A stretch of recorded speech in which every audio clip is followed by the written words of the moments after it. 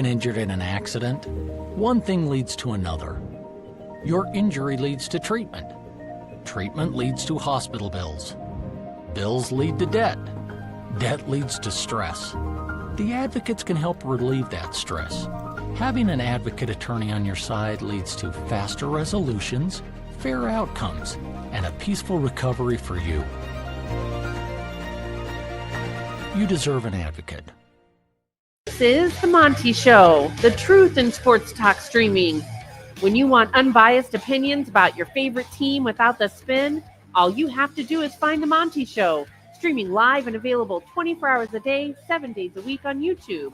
And now, here's Monty. Hey, the Monty Show live on Tuesday, September 9th, 2025. As always, we are presented by The Advocates at theadvocates.com. Talking to somebody again today. Bought a brand new ATV. Second ride ever. Wheel blew out. Turns out it was a defective wheel, like the steel wheel on the ATV was defective. Cut the tire. Hey, man, you got to call an injury attorney for that, right? You get seriously injured in an ATV accident, not your fault. You get bit by a dog, you get in a car accident, you get hit while riding your bike. That's not your fault. You didn't deserve to get into that accident, but you deserve clear, risk-free advice. That's what you get at theadvocates.com. 24/7, 365. And the best part is you never reach into your pocket to pay the advocates. I tell you every single day, the advocates operate with empathy, understanding. They meet you where you are, when you need it, how you need it. Do you need them bedside? Do you need them on a video call? Do you just need a quick consultation? No matter what you need, when you need it, where you need it, the advocates are ready to serve you, and you have nothing to lose. So get to theadvocates.com where you can talk to an injury attorney live 24/7, 365. Not a chat bot, not some idiot like Jake, a real live injury attorney who, again, is going to give you clear, risk-free advice. All right, welcome to the show. Let's do some shout-outs. One of the biggest weeks of the show last week. Really appreciate that. We are bucking to get over. Now, we've talked a lot about our subscriber base. Never on this show, but we're looking to get to 177,000. Can we do that by the end of the show today? We're just 10 subscribers away from 177,000. Call your mom, call your dad, call your ex-girlfriend who's probably still your side piece. Get her to subscribe to the show. Probably don't want to do that unless she's a Walmart manager.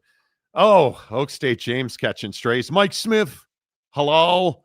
Good to see you. JJ McCarthy started off bad, but killed it when it counted. See, this is a popular narrative that now, thankfully, has been dismantled. JJ McCarthy is not an NFL thrower of the football. The Minnesota Vikings won that game not by throwing the football. How did the Vikings win that game? Well, Caleb Williams can't hit the broad side of a barn. Other than that, the Minnesota Vikings ran all over the Chicago Bears in the fourth quarter. And then the Bears kicker, who I believe is an 8th grade student, I could be wrong, doesn't have the leg strength to kick it through the back of the end zone. And the game essentially ended as soon as that kickoff was caught. I told you yesterday the same thing I'm going to tell you today. We have no idea if J.J. McCarthy is a legitimate NFL quarterback throwing the football. He was terrible in the first 3 quarters. The fourth quarter, what did the Vikings do? They ran the football. And his big moment was not throwing a touchdown. His big moment was running for a touchdown. He's always been able to do that. And what I will continue to say, what I told all the people last night texting me, J.J. McCarthy has never in his entire football life been asked to carry a football team throwing the ball. And I think we saw that last night. Yeah, I mean, I think it's, the people saying that he threw them to some victory or like had some amazing performance. I just think there's a ton of exaggeration with it. And I'm willing to go as far as to say, hey, this kid's doing a great job as a 22-year-old football player, being the quarterback of the Vikings, leading those guys, having the proper energy. Like, he's doing a good job in those areas. And I think he deserves credit for that. But it's not like this guy, ran 3 possessions over 10 minutes and just, was the hero that everybody wanted to see. I think that, the thing that nobody wants to talk about is obviously the penalty situation in the second half. Obviously the awful Caleb Williams performance in the second half. And ultimately just bad decision making by the Chicago Bears. Everything from being undisciplined to bad play calling to all of it. And if you are an NFL kicker and you can't kick it through the back of the end zone, you shouldn't be on an NFL team. You're not an NFL kicker. Not an NFL kicker. And I believe the talking point today is, hey, well, Cairo Santos, was supposed to kick it into the end zone, but didn't kick it all the way out of the end zone and forced the touchback. And so they were able to bleed the clock out on the run back, and here we are. And it's just such a predictable thing that NFL fans are like, oh my God, JJ and his eye black, and he's a Michigan man, and he looks amazing, and it's the post-game speech. I'm just so sick and tired of it, dude. Like 143 yards passing.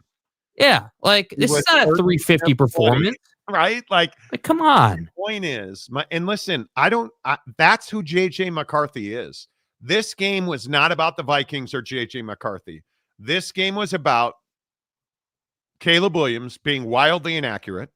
You just look at the DJ Moore touchdown pass that never was, that he threw 7 yards out of bounds. How do you explain a wide open DJ Moore and he throws it 7 yards out of bounds? Doesn't get more open than that, dude. Caleb Williams cost the Bears this game last night. Now, I could bitch about the officials. There were 3 calls against the Bears. All of them were phantom calls. All of them came after a third down play where the Vikings failed to get the first down. Literally 2 of those 3, the Vikings punt team was running onto the field and they called a penalty against the Bears. One was roughing the passer by making contact to the head. There was no contact to the head. Another one was a pass interference where the wide receiver tried to go left and his foot slipped out from underneath him. They call pass interference. First down. Those 2 penalties led to 2 touchdowns. The third one led to a field goal. So take off 17 points, and what do we have? 24-10, the Bears win. Mm-hmm. Take off the fact that Caleb Williams was 21 of 35. 21 of 35. Horrendous. The offensive line, horrendous. Not being able to kick a ball out of the end zone, horrendous. 6 false starts last night. Horrendous. I think it was 6 false starts last night. 12 penalties, 127 yards, 6 false starts. The offensive line, horrendous. The Vikings did what the Vikings had to do to win the game. I thought his best throw all night was the touchdown pass to Justin Jefferson. Certainly. But that's the one throw that J.J. McCarthy consistently makes. Hard, low, down the middle. Great, a good throw. The problem is, at Michigan, what throw did he consistently make and not get caught for? A blind throw to the boundary, which in the NFL, you can't do that. And it doesn't help that, again, the Bears, I don't know what you were doing in the secondary. Obviously, Jalen's out. That hurts, but it's just a terrible performance out of the Bears. And it's why when everybody's been telling me the Bears are a playoff team, the Bears are not a playoff team. Stop talking about the Bears being a playoff team. The Bears are not a playoff team. I don't think this is at all who the Bears are going to be. But let's make no mistake, the Chicago Bears will go as far as Caleb Williams takes them. And if he is going to miss wide open receivers, and I think that, I mean, there were a myriad of people breaking this down, but I think it was Scott Van Pelt last night did put it the exact right way. This was a double-digit Bears win until Caleb Williams could not complete a pass. Certainly. 100%. It's as simple as that. None of this other bullshit happens. We don't have to worry about Cairo Santo, the 8th grader, trying to kick a ball out of an end zone. He was specifically told, kick the ball out of the end zone and didn't do it. You have to worry about holding calls. You don't have to worry about phantom referee calls because Caleb Williams can't complete a pass. I just don't know how else or more bluntly to put it. Yeah, and the truth is it should have been a 30-point performance for your offense. I mean, to me, that's what it should have been. And what's frustrating is, listen, I understand there's growing pains. Obviously, week one, like I totally understand, man. I understand that if it was just the penalties we were talking about, and you had played a great game outside of that, and you had lost by like one possession, then I'd be like, all right, cool. Like Caleb was, 25 of 30 and looked good, and you guys played well, and yeah, a little undisciplined, but you can clean those things up, and we can at least lie to ourselves and say that this team is in a productive place. But now you have to talk about like, yeah, not only did we, because I felt like they had played a pretty competitive, pretty solid game, penalties excluded up until the pick six. Once the pick six happened, it's like the game just turned on its head, and you guys just forgot how to play football. The Bears took their foot off the gas. None of that excuse. And I thought that Brian Urlacher on the score, I think it was this morning, made a really good point. The game changed. Caleb made a throw in the third quarter where his arm and shoulder got hit. And all of a sudden, what's happening with Caleb Williams' passes? Sailing. And why are they sailing? Because he's the offensive line. And this is not an excuse. Caleb's got to complete these passes. The offensive line is getting pushed into the quarterback. And so now it's a natural reaction when I think there were 7 throws where he hit an offensive lineman or a defensive lineman on the follow through. And I think 5 of those 7 throws were in the second half. The Vikings dominated the line of scrimmage. It's as simple as that. None of this excuses the fact that Caleb Williams was wildly inaccurate with his throws. None of it.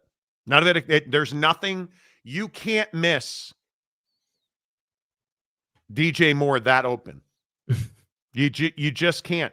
But before we move on, because I know you guys are probably tired of hearing about the Bears already, but can anybody explain to me where Colston Loveland was last night? I have no idea how you don't throw that guy the ball more. How do you not use Cole Kmet more? Now, granted, Cole had a hospital ball thrown at him that he caught, and he took a good pop, but he came back in the game after that. You just didn't throw, I don't think, nearly enough. I think the tight ends were only targeted 6 times last night. And I think on those 6 targets, he was rated, I think he was rated a 49. And on the completions to the tight ends, he was rated a 91. Roll to the tight end more, right? Like, well, just like, where did that, we saw it in the preseason. Where did that vibe go? I obviously, like, the first drive of the game is really good, and you came out hot, and, you were feeling great about it. But I have to agree, like, watching the game, because I was really pumped for this game. I'll be honest, like, I was really excited about this game. Wasn't sure if the Bears were going to win it or not, but felt like it was going to be a really competitive game. Felt like it was going to be a really good matchup. And well, I told you I thought the Vikings were going to win the game. You did. Absolutely, you did. And so I go into the game and I'm like, all right, cool. Like, he makes that sideline throw on the first drive of the game, and you're like, all right, cool. Like, this dude's balling today. This dude's showing up today. And then it's just like, yeah, like I did think to myself, where are the tight ends? Where is, like, the running game's not real great right now, and I understand your offensive line's pretty mediocre, but you can't just. I guess I just felt like you went away. If you're Ben Johnson in this game, you went away from the fundamentals of this football team, meaning you didn't utilize your best players. You had way too much DJ Moore happening, and I like DJ. He is one of your best receivers, if not your best receiver, but you can't overexpose the guy. It loses its effect. You got to have the tight ends involved. And let's also, and this is why I've also preached to several people who are fellow Bears fans. We also were without our 3 best defensive players. So when you don't have Kyler Gordon, Jalen Johnson, and TJ Edwards, you're going to have trouble in second halves of games. Mm-hmm. And until those 3 guys get back, it is what it is. I think I think that J.J. McCarthy is an average-ass quarterback. I think he's exactly what I told you he would be. Can't throw in the NFL. He's got one good throw in the NFL. It is a hard pass over the middle, and hopefully it's low. And I think that's why I say the touchdown was a really good throw. He was dog shit throwing the football the rest of the night. And I think he's getting, and I understand why KO's heaping all that praise on him. I would be too. He's exactly what he was at Michigan. He can't carry a football team. His best, highest use is running the ball. And I think the 3 read option snaps that they ran to him, 2 were a disaster. 1 went for the touchdown in the fourth quarter. He's an average-ass quarterback. There's nothing that you saw last night that makes you think he's improved. I give him a lot of credit for hanging in. I give KO a lot of credit for the calling significantly more runs in the fourth quarter. Now, it helps that you were pushing the line of scrimmage dominated, right? But I just think it'll be interesting to see how all that plays out. But make no mistake about it, this last night was about Caleb Williams. It was not about J.J. McCarthy, 100%. All right, let's get to the main event because I'm sure that's exactly what you guys are here for. The Pac-12 and the Mountain West are back in court. And I'll tell you, this is not going to end well for the Pac-12. And I know that Pac-12 people come in here and they get all pissed off and they tell me I hate the Pac-12. I'm just going to continue to stand on the things that I have told you from day one, specific to the poaching fees, because we'll talk about the exit fees in a while. The poaching fees, and I think this is really important, the poaching fees are part of a contract that the Pac-12 signed. And it is without argument that the Mountain West extended a lifeline, if you will, what I like to call a life raft, to a league that was dead in the water, the Pac-12. They had nobody wanting to play them. There was nobody else. And the Mountain West came through and gave them a scheduling agreement that had a provision in there. If you're going to take teams from our league to expand your league, you will pay us money. The Pac-12 signed that agreement. Now, afterward, and now that we're in court, the Pac-12 is saying, hey, we signed that agreement knowing that the poaching clause was invalid. And that is why they filed an antitrust case. That argument has never won in court. You executed a contract, you broke the provisions of the contract, and then after you break the provisions of the contract, you then admit that you knew the poaching fees were irrelevant or were not enforceable. So you entered into a contract in bad faith. So any way you slice this, the Pac-12 is fighting an uphill battle. What they were in court for today was a hearing requested by the Mountain West on a motion to dismiss that lawsuit.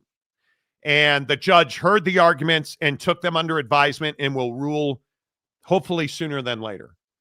But again, I go back to this whole situation of this is life or death for the Pac-12. It is as simple as that. If the Pac-12 does not win this case and they have to pay the $55 million and attorney's fees, I have no idea how the Pac-12 survives. Because there are people close to this situation who believe that the Pac-12 would be damn near insolvent. They point immediately to the cost of producing their own games, which I continue to go back to that. The media rights agreement that we know exists is the CW and CBS Sports. Largely, all of their bigger games are going to be on the CW. The biggest portion of their games will be on the CW. They will get a game or two on CBS. And so, you know already right out of the gate, anything on the CW is going to be produced in-house at the cost of the Pac-12. And the argument that Pac-12 fan wants to make is, oh, well, but they're paying us to produce those games. No, actually, they're not paying to produce those games. because the financial terms of the deal with the CW are shocking, I know, not being released. So we don't know the finances of it. But when you use your own equipment and you use your own staff and you use your own facility and you simply send a satellite feed to the CW, you're producing your own games. And that is not cheap. And maintaining that studio, maintaining that equipment, and paying the human cost to produce those games is not cheap. And you can call it whatever you want, but whatever your media rights fees that are incoming are, they're offset by the cost of producing those games. And then you add on top of that what now is for certain 3 to 5 years of legal fees, where nobody in the history of college football on the conference level has ever spent more money on legal fees than the Pac-12. Ever. You're in real danger if you lose this case of being financially insolvent. And Jake, sadly, legal experts I've asked, contract lawyers that I've asked, and common sense people don't see a path for the Pac-12 to win this argument. Yeah, I just don't know what the path would be. It is one of the rare cases where you can't really, like, because when you're in an argument with someone or you're in like a suit, not an argument, like a legal suit, typically there are ways where you can kind of, snake through it a little bit. You can kind of say, well, this is how we, perceive this clause, or like, this is what it means to us. Like you can kind of bend the rules a little bit, if you will. But I think when it comes to simpler situations, meaning simpler contracts that are not legalese for like 1 million pages of massive corporate companies, like this is a very straightforward, hey, 2 people or 2 entities, created a contract, agreed to those terms, and then executed that contract, and now one side doesn't like it. And that's what I think is tough for the Pac-12, is that this is not a complex thing to understand. This is not like they don't have a way to say like, oh, well, we were confused, or, like, oh, well, like this happened. Like, no, dude, there's no way for you to claim that. And that's what I think, like, because nobody's arguing like the fees are in the contract. Nobody's arguing that you signed that contract. Nobody's even arguing that you signed that contract in right mind, right? That you were not under duress. Right. Like nobody's even arguing that. Like, all the Pac-12 keeps saying in their statements is, we're confident in our legal position and we feel like we're going to be able to make a difference and inevitably get the outcome we want. But I feel like myself, I know you have, and I feel like a lot of people are learning the lesson with the Pac-12, which is they may say one thing, but 9 times out of 10, it's a different thing that's actually going to happen. And in the case of this contract, I just don't see how. What's the play? Like, if you're the Pac-12, like, I know I bring this up all the time, but I'm watching football last night and I thought about this because I knew we were talking about it today. If you're the Pac-12, like, what is the play? What can you do to get out of this, or to like, get past this? Your only play is to negotiate the cost of the fees themselves, which, everybody and their mom is now reporting, that you asked for an incredibly, high discount on those fees, which is why you're in court and not at a mediation table, because you're not seriously trying to come to a solution. Yeah, so, I think it was a huge mistake by the Pac-12 not to come out of mediation with a settlement. Yeah. And I think it was the right thing to do. But that is what we've seen in this spat between these two sides, is that the right thing to do has never been done. The right thing to do was to merge, not done. The right thing to do was to not poach teams. That was not done. The right thing to do was to settle this case in mediation. That was not done. The right thing to do was not add more legal fees on top of this, but yet it pissed you off when GCU joined the league. So you've added that to an amended lawsuit and you don't have a leg to stand on. And that's why I go back to this lawsuit from these members with the exit fees. And I'm just going to keep standing on business the same way that I have. What sense does it make that you're going to sue the Mountain West so you don't have to pay the exit fees that you, as a member of the Mountain West Board of Directors, enforced against San Diego State. Which I just think is the nail in the hammer if you're the Mountain West. If you're the Mountain West, you're sitting here, you've brought that very thing. If you guys don't remember, they had put out a statement several months ago now where they had referenced that very point. And so, the what's clear, because we had speculated on the show for a while before it had all come out, how aggressively was the Mountain West going to get after the Pac-12 for these fees? Like, was it going to be a thing of like, hey, no, you're paying the full amount or we're going to court and then you're still going to pay the full amount? Or was there room there? And it just feels like now, because the mediation didn't work out, I mean, if you're the Mountain West, what choice are you left with other than to just go after them for the full amount? I mean, I don't know what else are you supposed to do here? Yeah, and I just don't understand why you didn't merge. Because that was the right thing to do.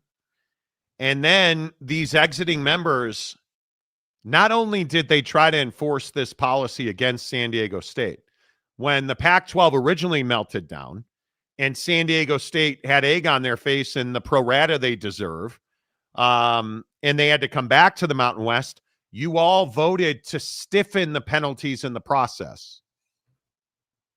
And now you're in court trying to invalidate those penalties in that process because it's being applied to you. And it's what I've always said. Everybody loves rules and laws until they're applied to themselves. And then they're invalid and it's interstate commerce and freedoms and antitrust violations. Well, it turns out they're not antitrust violations when you knowingly signed a contract at the Pac-12, right? And now all of a sudden, when somebody says, well, one of the provisions of a contract is you have to operate in good faith to execute the terms of that contract. And there's no legal precedent that says, well, I know it's an invalid contract, so I'm going to knowingly sign it anyway. There's nothing that says, well, did you know that it was invalid? Yeah. Then why'd you sign it? Well, because it was invalid. Oh, okay, you win. Find me a place in history in a conversation like this in these parameters where that's happened. It doesn't happen. And I go back to the ACC, ESPN. Oh my God, smoking gun. Holy shit, ESPN, ACC. There's collusion. I need to see it. There's fraud being committed. Oh, here's the contract. Well, looks good. Thanks for negotiating.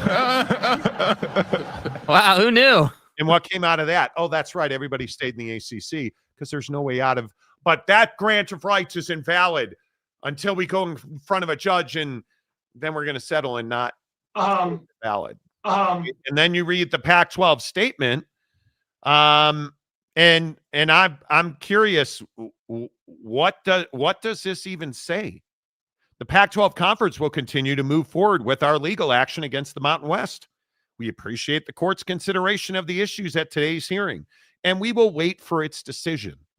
We remain confident in the strength of our position and remain focused on advancing the academic excellence, athletic achievement, and tradition that have defined the Pac-12 for more than a century. Well, the problem is lawsuits and legal fees have also defined the Pac-12 for more than a decade. Malfeasance and poor management have also defined the Pac-12 for more than a decade. Mm-hmm.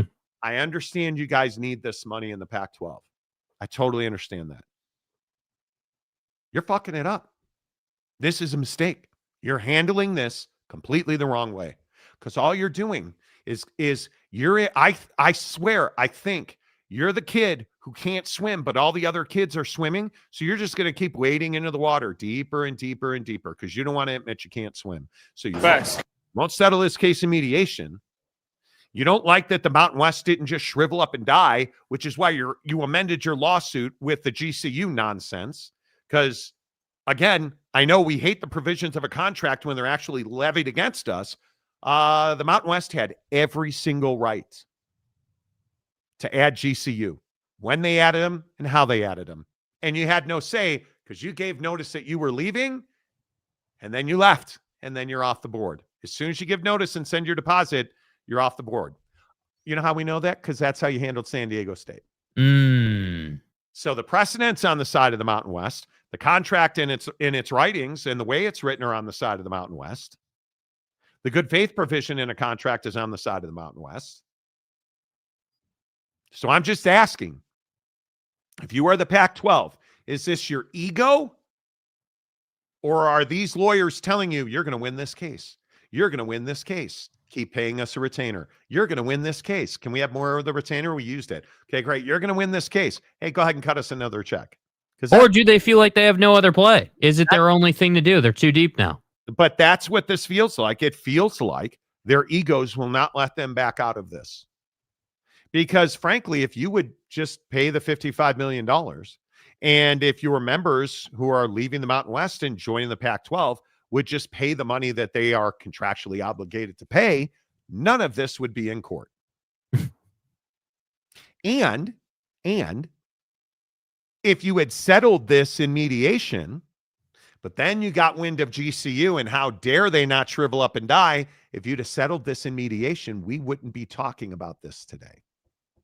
But you didn't merge, and you didn't settle in mediation, and you're suing again, and this is who you've always been, and my guess is it's who you'll always be. Yeah, and I think, I guess it goes without saying, but it goes further back. I mean, this is what you get for not taking the deal that was presented to you before the conference melted down. I mean, if you'd have just taken the $35 million a year, you'd have been totally fine. You'd have been totally fine. You'd have been in a good place. You'd be on the AP Top 25 graphic, like with Oregon, and you'd be just fine. But you didn't, so now you're here. And for all the people commenting, oh, well, just merge. That's not going to happen, dude. If they were going to merge, it would have already happened. Again, that's where I think the pride gets in the way. But there's a reasonable part of me, a decent part of me that really believes that they're so deep into this thing financially, like even with their pride aside, which obviously is making things worse, but financially they're just so deep in it now that they don't really have another play. I mean, maybe the $55 million is too much for them to pay at this point. Like they don't have that money unless the Mountain West offers a payment plan, I guess. I mean, all jokes aside, like I'm concerned. You talk about like, can the conference survive? Can they move forward? Is it, in my opinion, when you lose this suit, what does that look like for the finances of the conference? Because again, as we talked about all offseason, if Boise State didn't bounce back as the same team, right? If you didn't have, a great secondary football team after Boise State, you weren't going to make a lot of money. And not only do you not have a great secondary, you don't have Boise State. They look pretty average this year, honestly. So I just don't know what you do for more money. That's the issue. Yeah, I don't know that there is more money. And I think that one of the things that is at the heart of this argument, I think the GCU thing really caught the exiting members off guard. That's the only thing that I can express, because it makes the Mountain West more money, because GCU is going to the NCAA tournament. Mm-hmm. And again, I'll remind you that those tournament shares stay with the conference.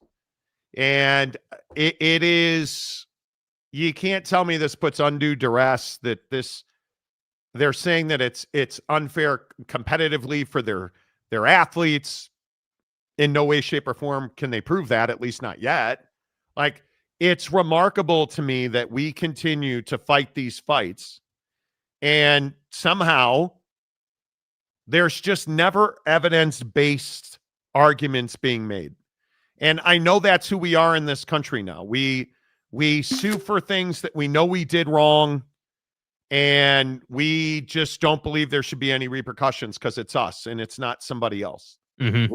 And so we just want to sue, and, whatever, we'll get out of it. You're not going to get out of it. And I just, it's stuck in my craw that these two couldn't get the best future together and merge. And again, we reported exclusively, and what I think everybody else has confirmed on the show, Gloria Nevarez is the one who suggested merging at least 3 different times, and was summarily dismissed every time that she broached that. And I'll just never understand it. I'll never understand it. I want to. And the sad thing is, I go back to what you said about $35 million. If the Pac-12 had taken $35 million per school per year in a media rights deal, they would still all be together. Washington State, Oregon State, the original Pac-12 would still be together. Had they brought in BYU, they'd still be together because they'd have a long-lasting relationship with the ESPN. They didn't do that. Had they done good business and had they communicated with their constituency on a regular basis, and SC and UCLA hadn't run off to the Big Ten, they'd still be together.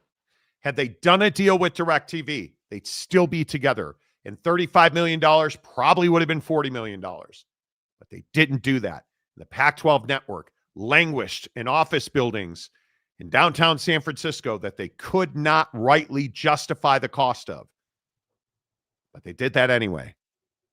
And they continue to do stupid things like put a lawyer in the official replay booth. They continue to do stupid things like have terrible officiating. They continue to do stupid things like hire bad commissioners who make bad decisions, and they put out bad information, and they use their mouthpieces in the media to attack other people instead of handling their business. They continue to do stupid things like keep the terms of their media rights deal private, so they're not financially competitive. They continue to do stupid things. And that's why the Pac-12 is unlikely at any point ever to become an A4 conference again, a power conference. They are unlikely at any point to consistently put multiple teams at the top of the college football playoff because you have to be well managed as a G5 to do that. They're not going to make the money they're supposed to make because, frankly, whenever has the Pac-12 made the money that they're supposed to make? When have they fully leveraged the power of what was one of the best brands in college athletics? Try never. And that's who the Pac-12 is. And you know that they know that because they continue to attack the Mountain West. They continue to say, we don't want you to thrive. It's not enough that we're leaving you high and dry. It's not enough that we allegedly violated the terms of our scheduling agreement. It's not enough that we're going to try and stifle you to the very last second by waiting until the very last minute of time to submit our departure notices and deposits.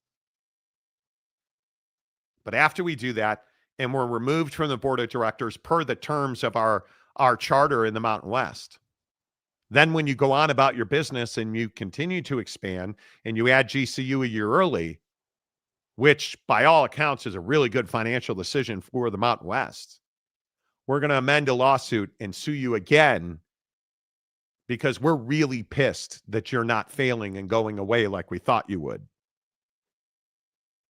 That's who the Pac-12 is. That's who they're going to continue to be. And I just don't know why they go down that path, man. It's bad karma. There's no question. It is very bad karma.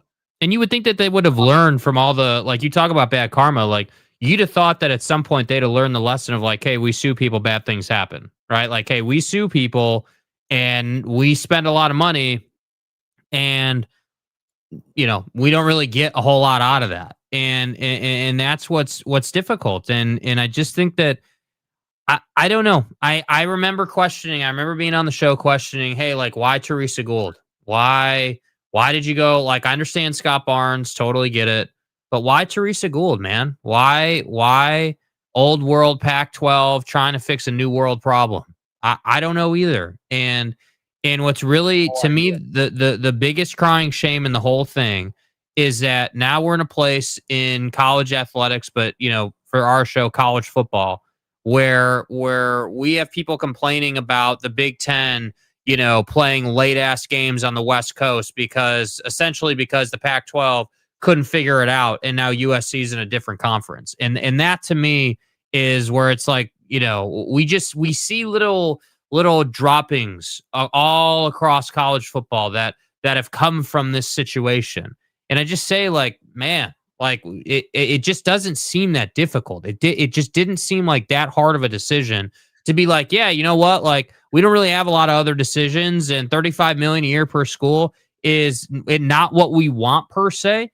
But gosh, it's pretty solid, and it ensures the conference moving forward. It would be like corporate America not doing layoffs when they very clearly need to do layoffs. You know, like it was not a hard decision, and it frustrates me to this day that we have to sit here and endure this as college football fans, because it's just totally and completely unnecessary. And my last point would be for all the people, what was it, last week or 2 weeks ago when we were talking about the CW deal, for all those people saying, oh, well, they'll be on TV and huge viewership and incredible matchups. Yeah, I saw the CW on YouTube TV over the weekend. Did I watch it? Absolutely not.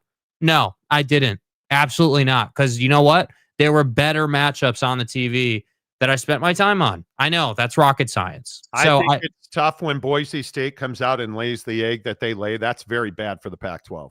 Yeah. And I think it's just going to be a battle, but I don't know. Mike Smith, nothing but if we bought Greenland, this is another story. Okay. That's fine. Okay, Mike. Pac would have could have brought in BYU, could have merged with the Big 12, could have taken an ESPN big, could have merged with the Mountain West. Even a blind squirrel finds a nut once in a while, not the Pac. Truth.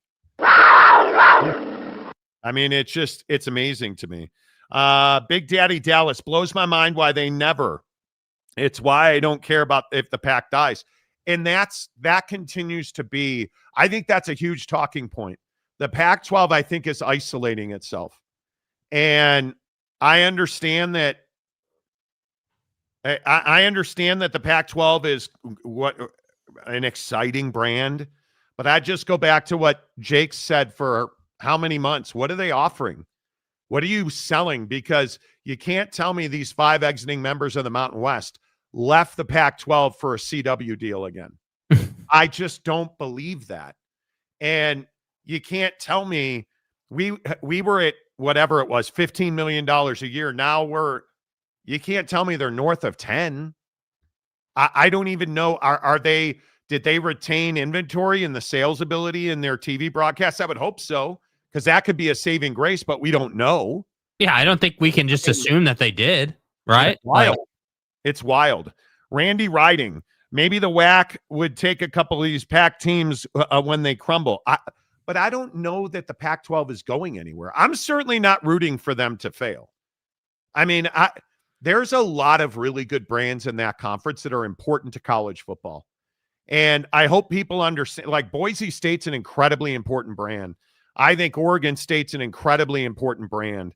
Those are the two in my eyes. Those are the two where it's like, hey, like those two, let's say that the Pac-12 did, dissolve and it just didn't exist anymore.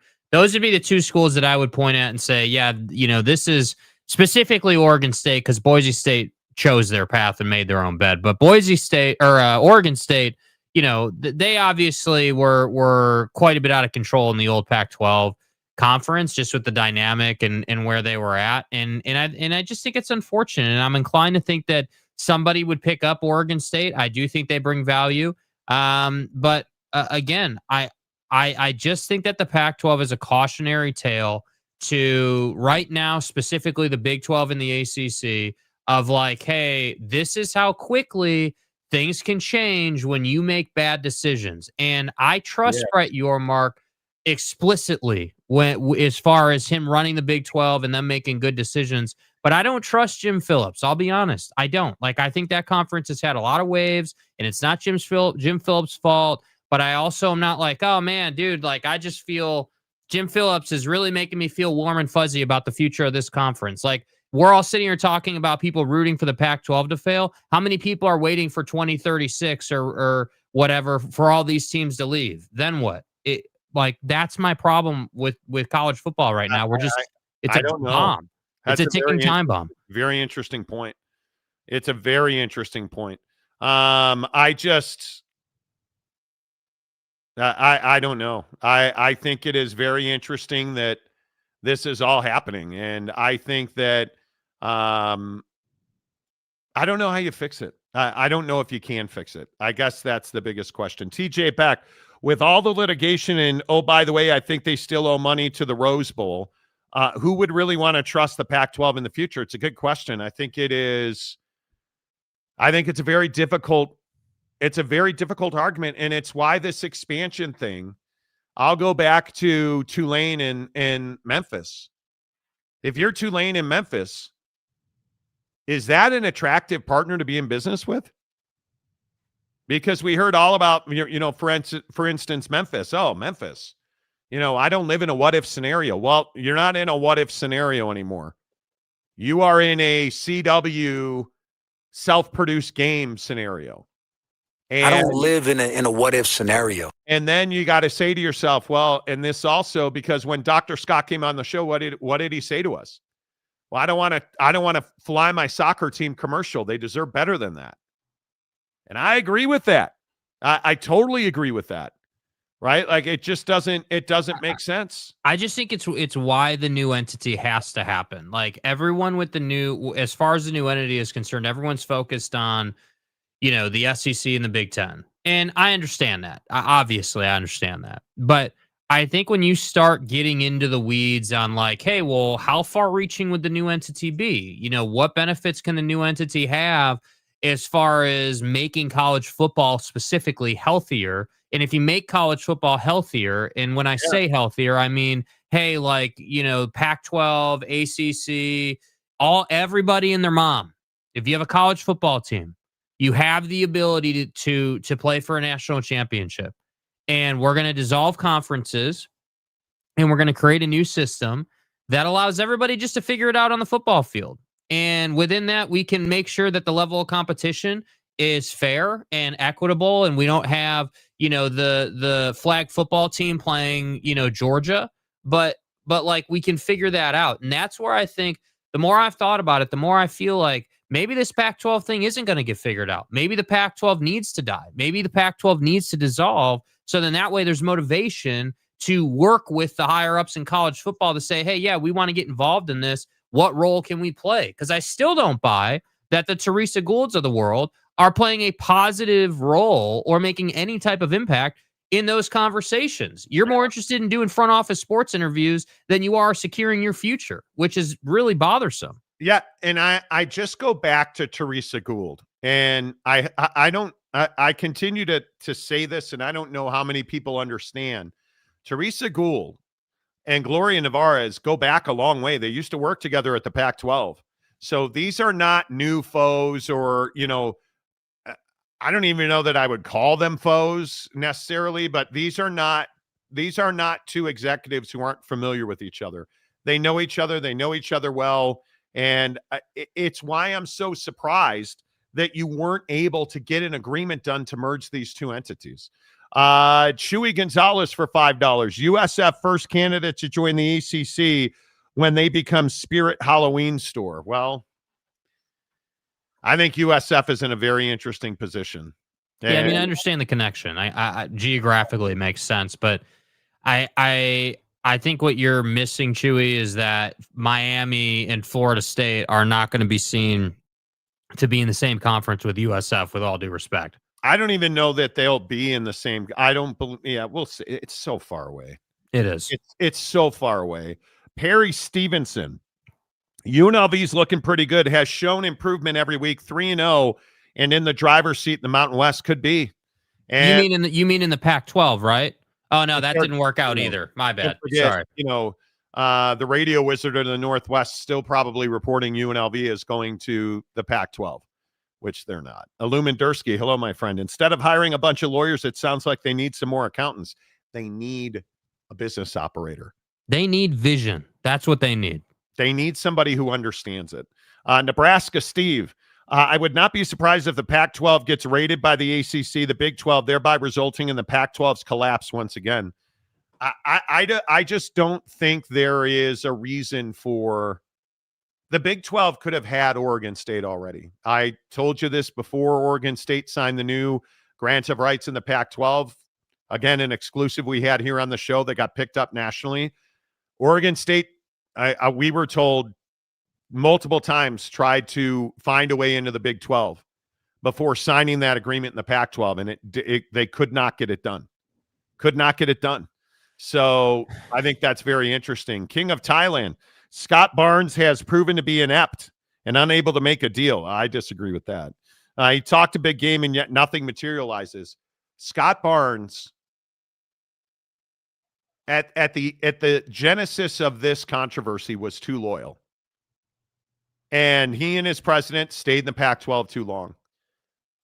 Every one of those member institutions should have been looking for a way out in May, June, and July. And when this thing melted down in August, September, you're stuck at that point. And Scott Barnes tried to get into the Big 10, never got close. Tried to get into the Big 12. He was too late because the Arizona schools, BYU and Utah, were there already. Like BYU was there already. Utah, Colorado, like he's just too late.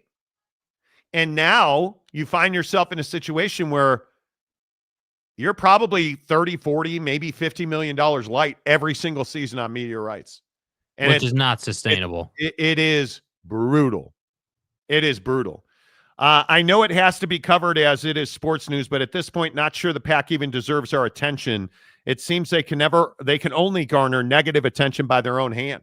I'm not sure I agree with that. I mean, I agree with the negative attention portion, but I think that this is in my opinion, this Pac-12, and I know it's the Pac-12 and the Mountain West, but really it's a Pac-12 issue.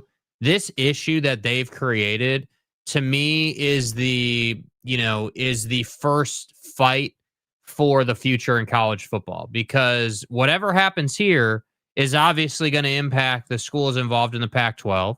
And obviously, as we've just spent an hour discussing this, the implications don't look too rosy at this point. And so, everybody's speculating, hey, well, where's everyone going to go if this conference, because again, I'm not even comfortable. Like, I feel weird saying this conference. Like, it's not really even a conference at this stage. Like, it's not officially by NCAA mandate a conference. Like, there's still work to be done, which, again, not to retread the whole thing, just brings me right back to, hey, well, if you're not even a conference yet, you're in litigation. You still got to find another full athletic. They have that with Texas State. I mean, in name. I know that Texas State's the seventh largest brand. I think they're a school away as well, and I don't know who that is. Which is why I think they would love to get Memphis and Tulane.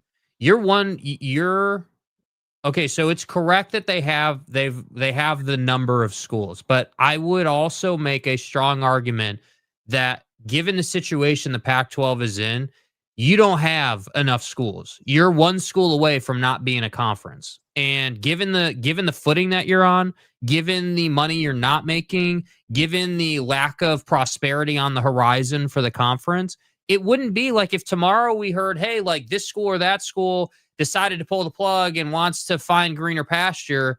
That wouldn't be surprising. I mean, honestly, that just wouldn't be that surprising, which is why I say, like, right now you do, but how long until, the conversation isn't about legal fees and legal, movement that you're initiating, and it's about your survival again. That's what's hard.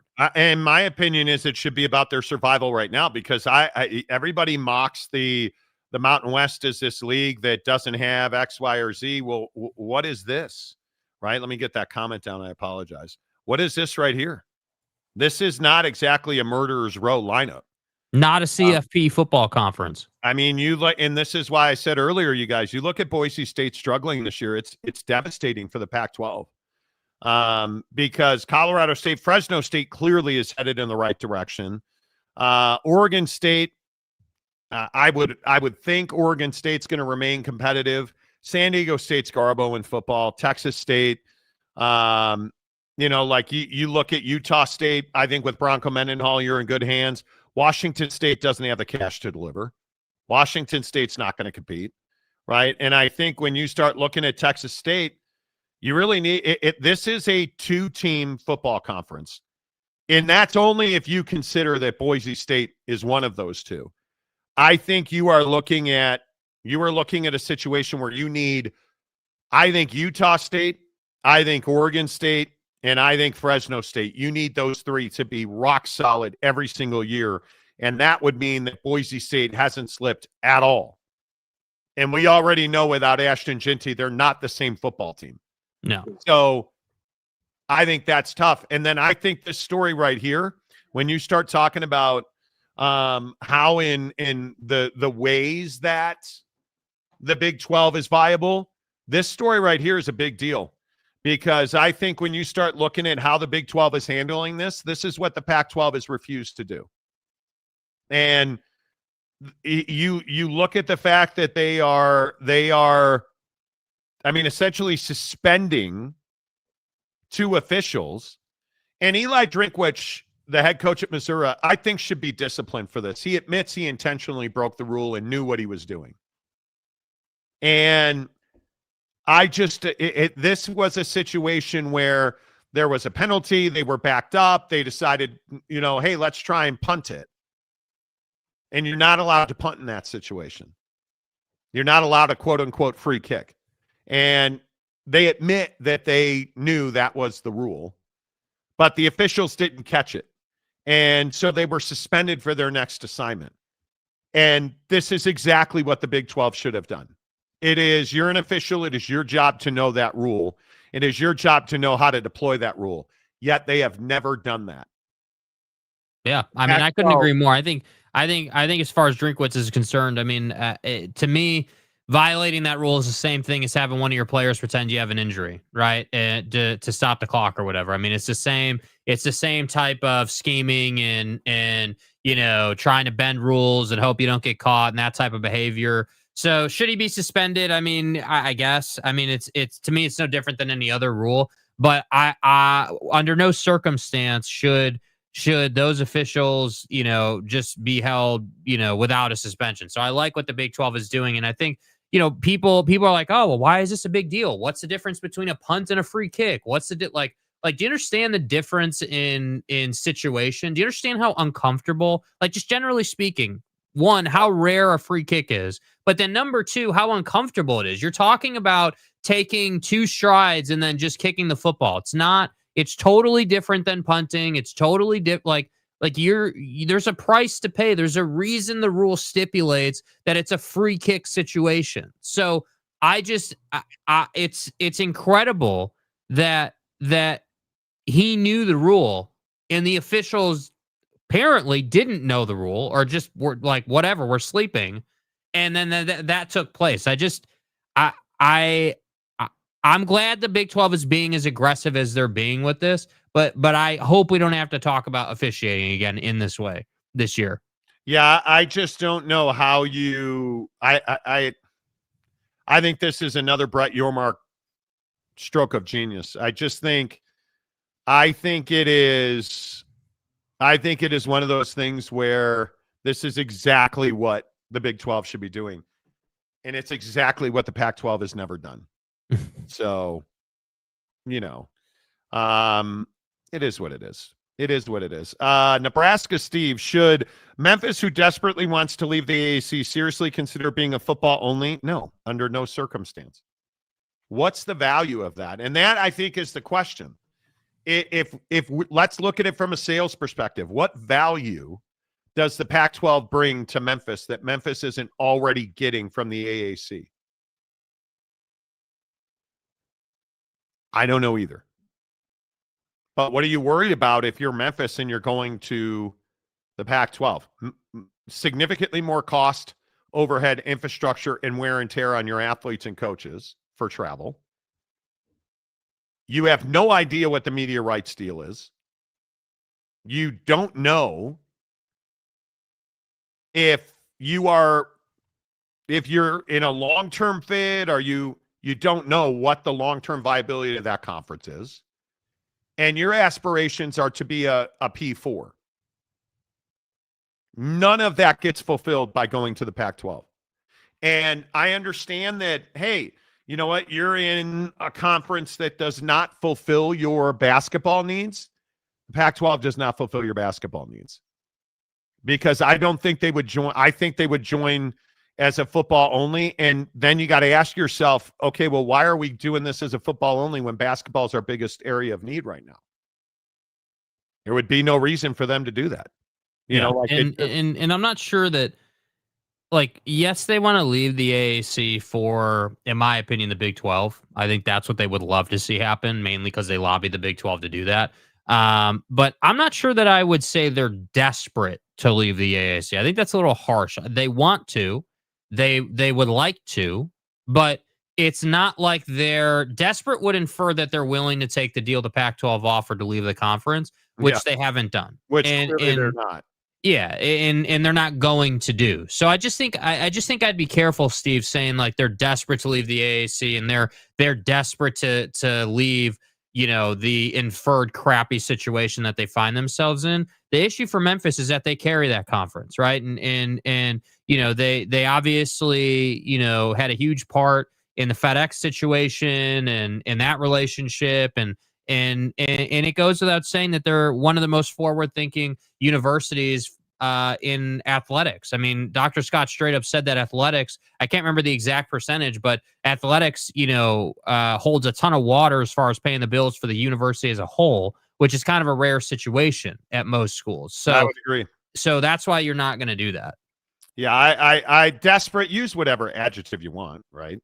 Joey B, when does Jake start to wear rain suits to the show? Rainy season is upon us in Oregon and Eugene. Yeah, I'll believe it when I see it, bro. It's supposed to rain all day today, and it hasn't rained at all. So I'll believe it when I see it. Sean McJunkin. Always risky when you do the unknown, not a member comments. Yeah, let's see what this is about. Oregon State has one of the richest alumni in the world. He just doesn't follow football. Okay. I don't know what that means. I'm not sure what you mean. Blue Turf, explain what happened. With what? Drinkwitch being Drinkwitch, causing his fan base to drink a bit. Well, there is that. Right. There is that. Monty, can you tell me what makes Scott Barnes a good administrator? Not being a dick, please convince me he is your voice of reason. The money he makes is universities. The stability he brings to the athletic departments he administrates. It's not his job solely to get into a P4 conference. If you look at the work that he did at Utah State, he was a miracle worker. And he's well respected. He is well liked. And look what happened to Utah State when he left. Look at what happened to Oregon State when he got there. Prosperity, competitiveness, good coaches, good recruiting, good budgets, stadium renovation. It's not in question. Scott Barnes is a good administrator. He's a good people person. He's good at his job. He understands how to hire and fire people. He understands when to hire and when to fire people. Like it to me, it's not a question. You know, I mean, his only mistake was that he was just too loyal to the Pac-12 brand at the end of the day. And I think, yeah, I mean, I don't think that Scott's a bad person. I don't think he's a bad administrator. I think that the situation they found themselves in was one that didn't really have a lot of precedent, honestly. I mean, you were, you know, again, not that they're a second-class brand in the big picture, but in the Pac-12, you were a second-tier brand compared to the other schools in the same conference. Right. And you just weren't, you didn't say to yourself, you didn't do what most people should do, which is, what's the worst case scenario if this happens? Like, what position are we going to find ourselves in?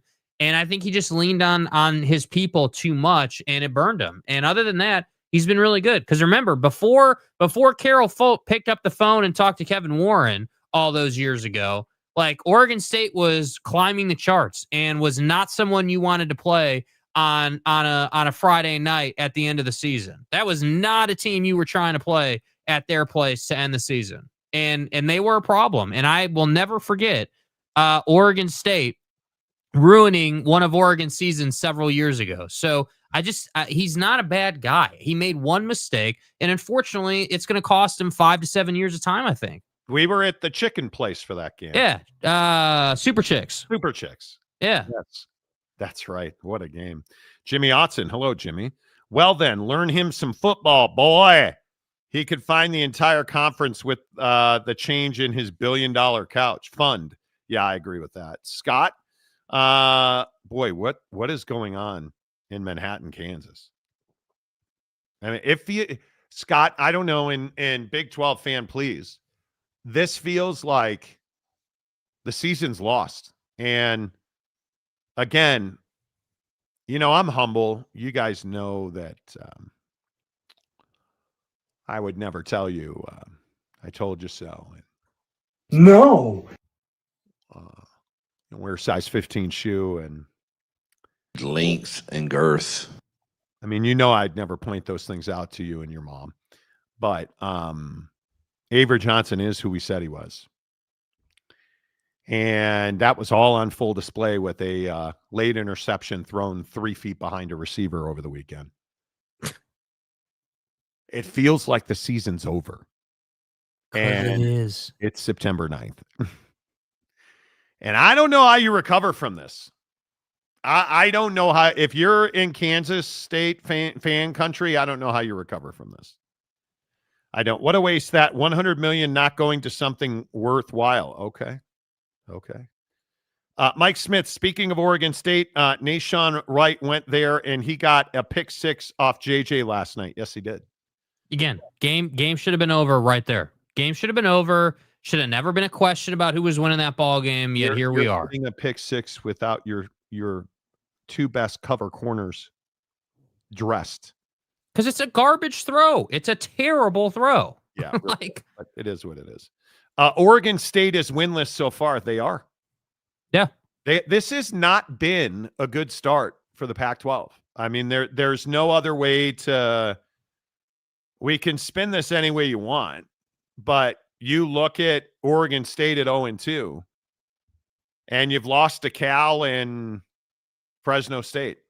And the Fresno State loss, dude, you just, having watched most of the second half in that game, Fresno State put up multiple touchdowns in the fourth quarter, and Malik Murphy was sensational until he wasn't.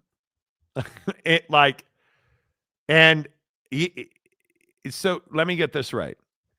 Malik Murphy goes 31 of 48, 371 and 4 touchdowns, 2 picks, and gets wildly outplayed in big moments by E.J. Warner, who was 13 of 18 for 121 yards and an interception. But boy, that running touchdown E.J. had was pretty phenomenal.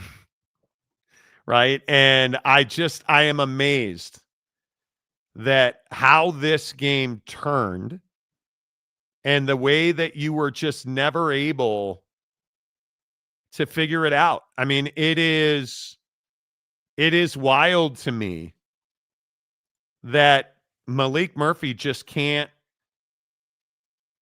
I don't know how you explain what's wrong with that team. Well, you gave up 36 to Fresno State. What? I mean, it's rough, bro. The pick 6 was unforgivable. Unforgivable. And I'm amazed by it. And yeah, anyway, there you go. Bailey Dietrich. Why Stephen Kwan was from Oregon State? What do you mean? Okay, again, not sure what the sentences? Less weed, full sentences, okay? Yeah. Nice weed shark there as your picture there, bud.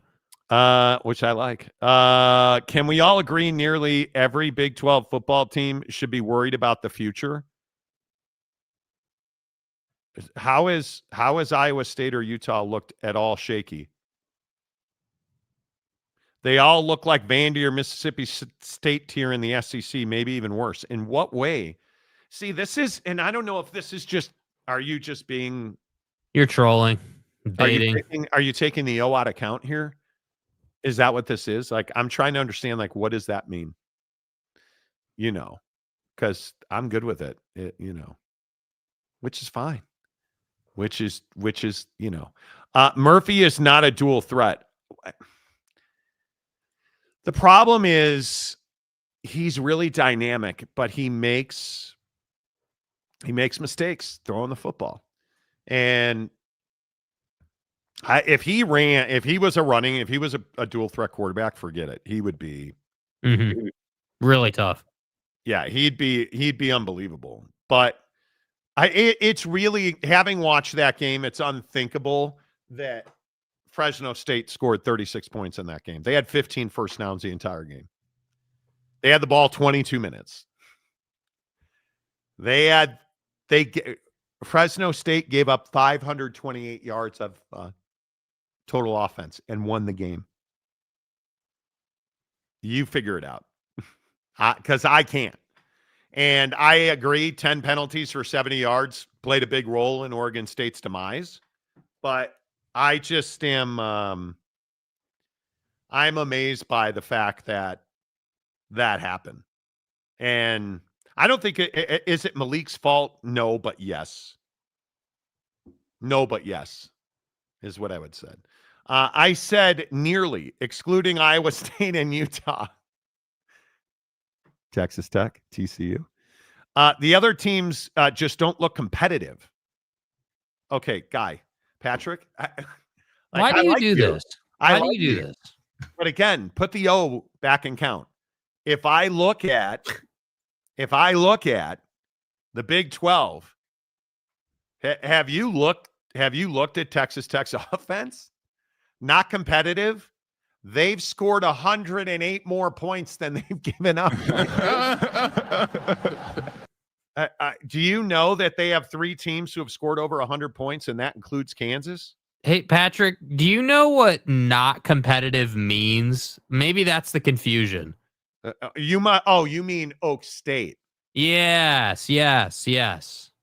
Who's given up more than twice as many points as they've scored. And you guys in Stillwater don't do geometry real well. That's not good. To give up twice as much as you scored, that's not good, my guys. And then there's TCU, who's only scored 48 and given up 14. Well, see, Monty, they're mid. Yeah, they've only played one game. And if I'd have told you FTR, MFR, that Utah was going to give up 19 points in 2 games. You're just a homer, Monty. Yeah, but they only gave up 19 points in 2 games. And if I'd have told you that in 2 games, that's not even the best number in the league, because who'd have thought Scott Frost scored 85 and gave up 17? Do what? Yeah. And I also would point out that Arizona, Houston, and BYU have given up combined 21 points. They've combined to give up 21 points. 21. Can you do something for me? Can you do something for me? Sounds like some really bad football in that league. I mean, idiots. Losers. What are you doing, Roy? Like, are you better than that? I think you are. He's got a few more games before that's true. Okay. Joy B. Jake, what is the first course you'll have Monty play at in the Eugene area?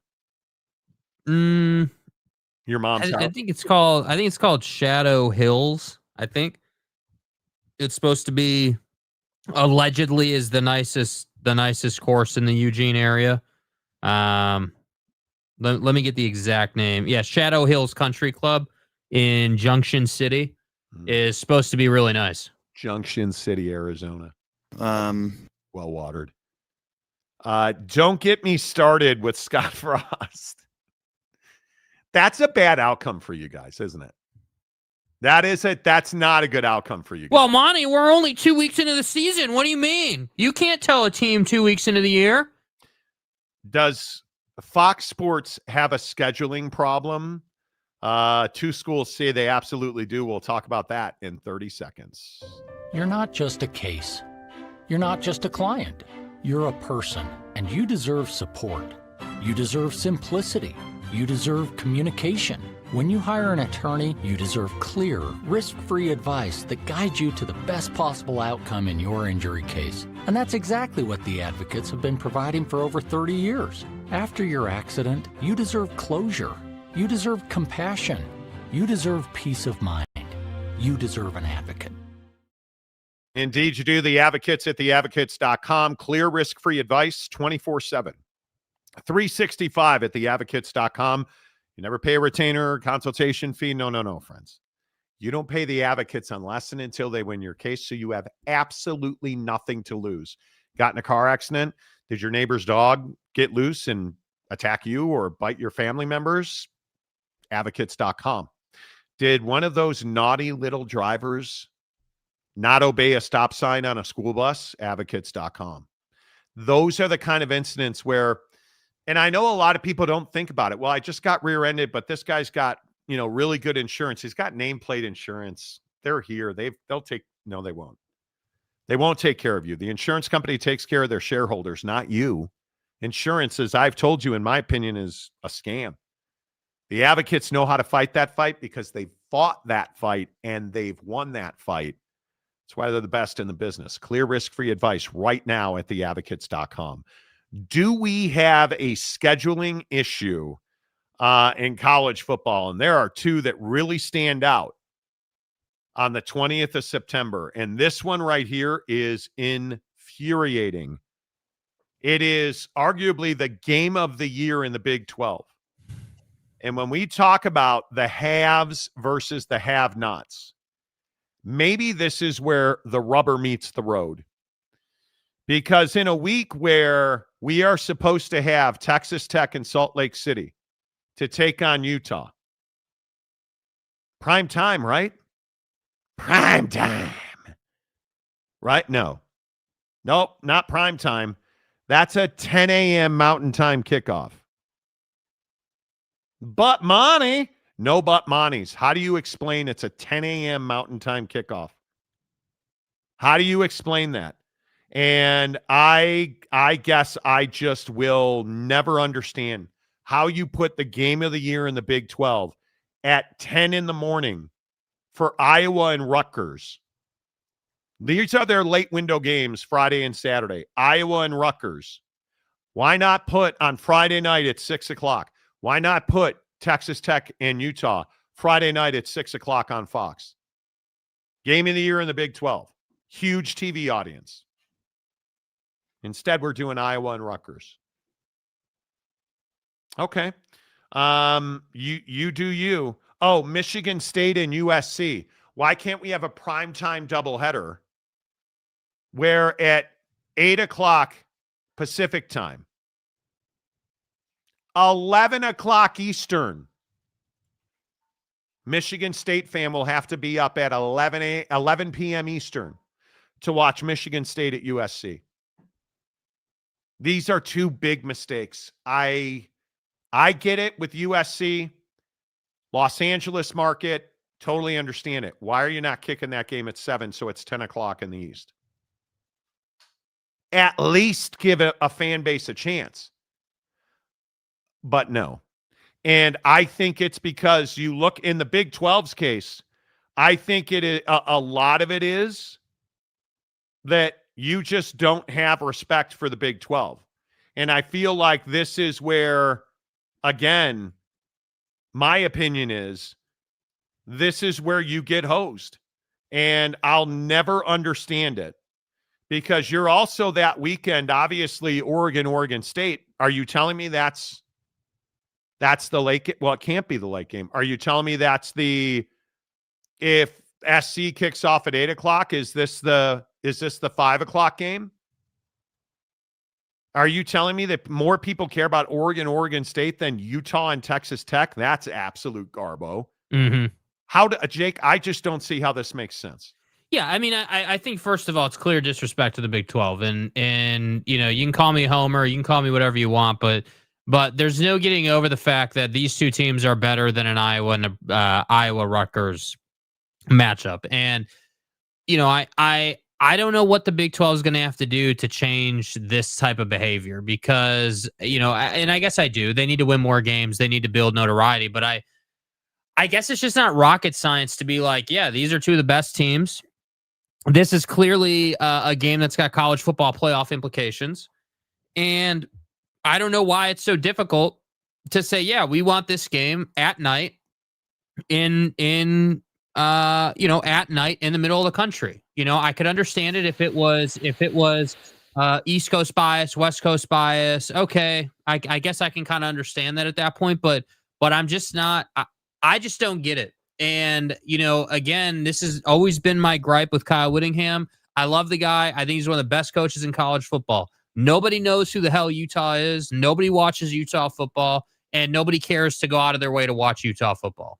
And it's really sad because Utah, in my opinion, is one of the best teams in the Big 12 this year. And I think it's hard to dispute that. And I think you're going to find out, you're going to find out on Saturday in the morning, apparently, just how good that defense is and how good that team is. Because and obviously, we'll talk about it as the week goes on, but I just feel like this is going to be a thing where Utah shows out, Utah balls out, Utah has a great week.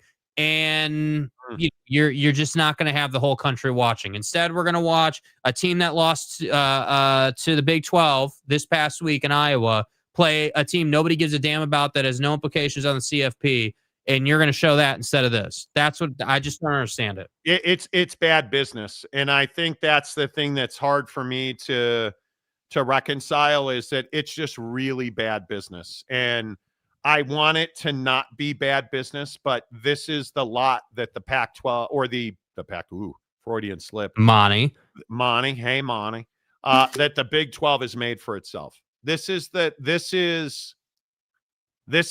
the Big 12 has done by being irrelevant. This is what the Big 12 has done by not value adding every place that it can. And I agree with you. Kyle Whittingham, to a certain extent, plays a role here because his offense is not exciting. And people don't pay to watch great defense. They pay to watch great offense.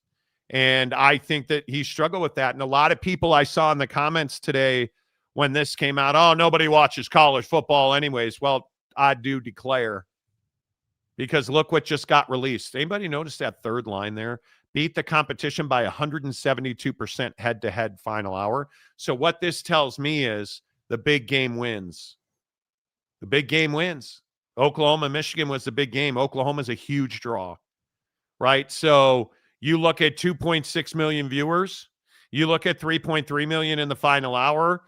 You look at 3.7 million full peak. I mean, it just is not, this is not rocket science.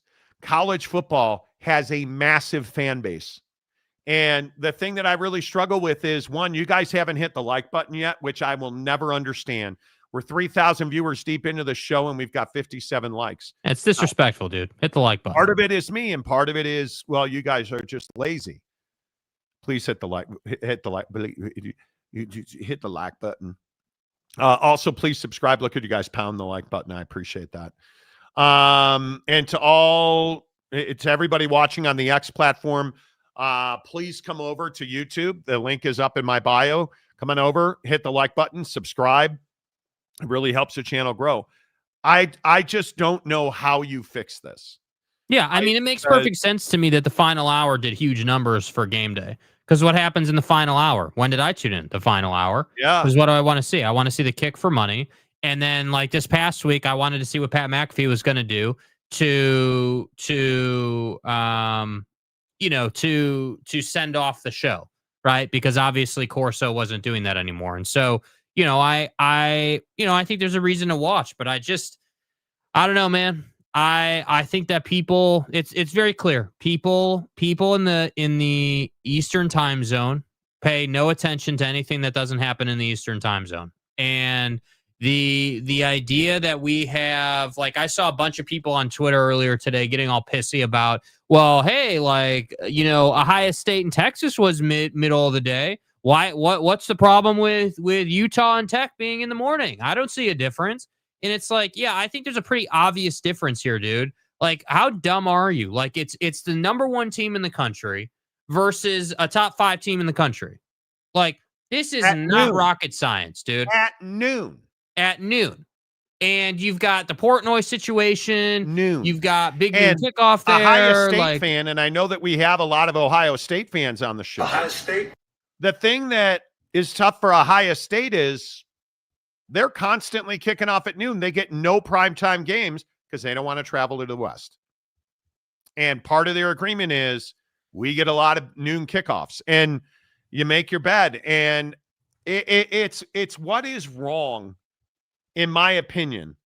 It's what's wrong with, like, Oregon State needs to be a primetime game. And it's not going to be a primetime game. Right? And I just, Florida, Miami needs to be a primetime game. And I think that it will be a primetime game. It is likely to be a 7 or 8 p.m. Eastern kickoff. How on earth are two of the best teams in the country in the biggest game of the year in the Big 12 at 10 a.m. Mountain Time? I'll never understand it. Yeah. Caleb White, Oregon versus Oregon State is a noon Pacific time kickoff. Yeah. And it's a horrible decision. And I will never understand it. Yeah. What's going to be the argument against putting Dan Lanning in prime time? I would love for someone to make that argument for me. I don't know. Kurt Myers, Utah needs to game up and serve hawk tails during the game. Okay. You do you. Kurt, good to see you. KG, SC Michigan State at 11 p.m. Eastern's horrible. Michigan State fans will have to stay up until 2:30 a.m. But isn't this part of this? Is you're not Michigan and you're not Ohio State. You're Michigan State and you haven't been relevant in over a decade. Yeah, I mean, I just, sorry, my bad. Like, I just don't feel bad that you have to stay up late, dude. I'm not watching it for Michigan State. I'm watching it for USC. Like, sorry, dude. Yeah, it's rough. Nate Simons. Hello, Nate. I'm pretty sure that it's the new Big Ten media contract that Fox Big Noon Kickoff has to go to the Big Ten school. Right. I understand that. But at some point, it can't be Ohio State every week. Ohio State deserves to play in primetime. It's the best team in the country. Put them in primetime. Big Daddy Dallas, I live for college football. I love it. Dude. Bruh.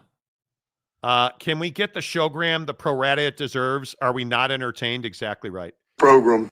Oh, like button. Get it. We're 26. Can we get 26 more clicks on the like button?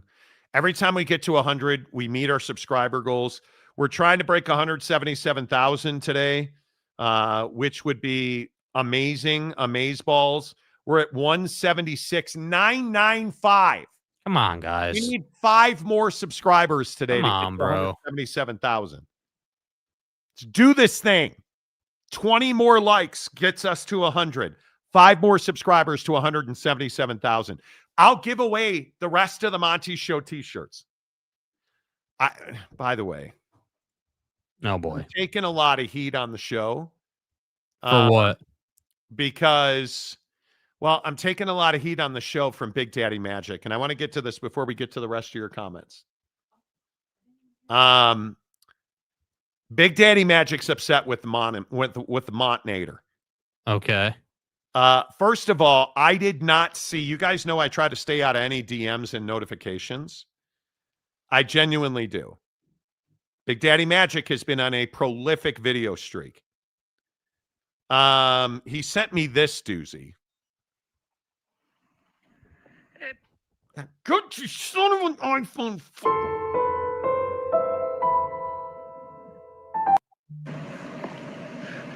The greatest comeback in the world. The crown. A crown.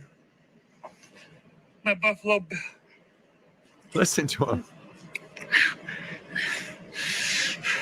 My Buffalo Bills necklace. Oh, yeah, I look like a goalie. And I'm shirtless. I had a jersey like an hour ago, but I don't know where it is. My guy needs rehab. I tell you that Josh Allen made a comeback. Oh, I didn't know that.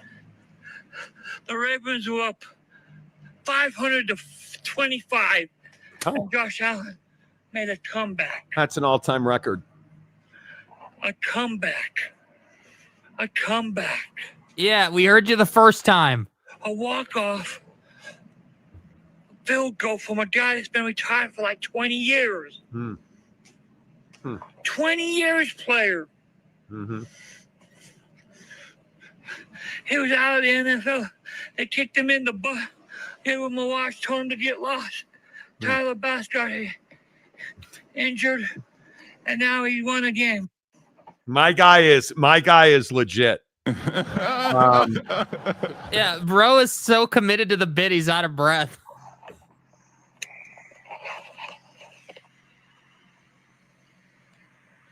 No, well, that might be contributing. He just is so lit. You know, This is my favorite quarterback. I think your mom's gorgeous.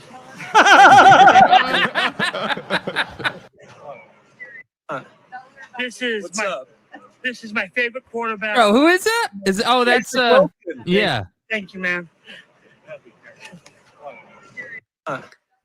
I think your mom is gorgeous, bro. And now he says to me today, if you think I think me and you should have a big debate, Capitol Theater, May 2026, bring the 3X Buffalo Bills jersey and you read. I was like, okay. I said, nah, red shirt is hard to find. I tried to buy him one today and there's no 3X. Bro, he didn't answer the phone, dude. He didn't answer the phone. That makes it difficult. You didn't answer the phone. Yeah. Timothy. Patrick Roybal apologizes by gifting 5 Monty Show memberships. Nate Simons, newest member of the show. Nice. He's got my favorite love child, Rocco Becht, as his quarterback. It's my quarterback. My guy. The Natural. Nice. Oh, love it, you guys. Way to go. 7. Boys, we're only 7 likes away from 100. We are only 7 likes away, or 6 likes away now from 100. What are we looking like on subscribers? Have we met the subscriber goal? No, we are 5 short. We need 5 more subscribers. Today. 5 more subscribers today. Hit the subscribe button. Let's go. Do it. You want to do it. Do it. Do it. The Natural says LMAO. Yes. Big Daddy Dallas says dude is out of breath. Mike Smith needs rehab and an asthma puffer. Exactly.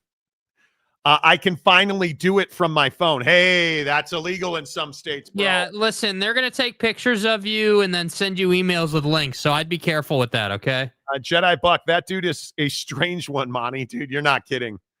Big Daddy Magic is all unto himself. That's right. Joey G, Big Daddy Magic with the Burger King crown. Don't tell him that. Don't tell him that. Can I switch from my laptop to my phone and give you guys an extra like? Yes, please do. Joey B, t-shirt giveaway. Yeah, I've got extra Monty Show t-shirts. It's cleaning out the studio closet the other day. Whole box of black ones with the logo on the front. Jake will mail them out to you. Anyway, Big Daddy Dallas, I think the games look better at night. The uniforms look good and the field looks good. Plus, the crowd is usually wild. Indeed. 100%. Unless you're Utah or Texas Tech, and then that's untrue. Rock and Rant, Florida, Miami already confirmed to be a night game. It's just depending on the result this weekend, if it's ABC or ESPN. I think it's got to be the 8 Eastern game, Rock. You guys deserve that. Now, I say you guys deserve that. I'm not trying to jinx anybody. Mm-hmm. But, I mean, it's going to be really important. I don't know what Florida is going to be. You guys, honestly, I have no idea what Florida is going to be. If we're truth telling, you don't know. I don't know. I mean, there's a couple of big games. I mean, Pitt, West Virginia this weekend. It's a backyard brawl. Yeah. South Florida, Miami, Rock. I wouldn't be comfortable. Now you're at home, but that game's in the afternoon.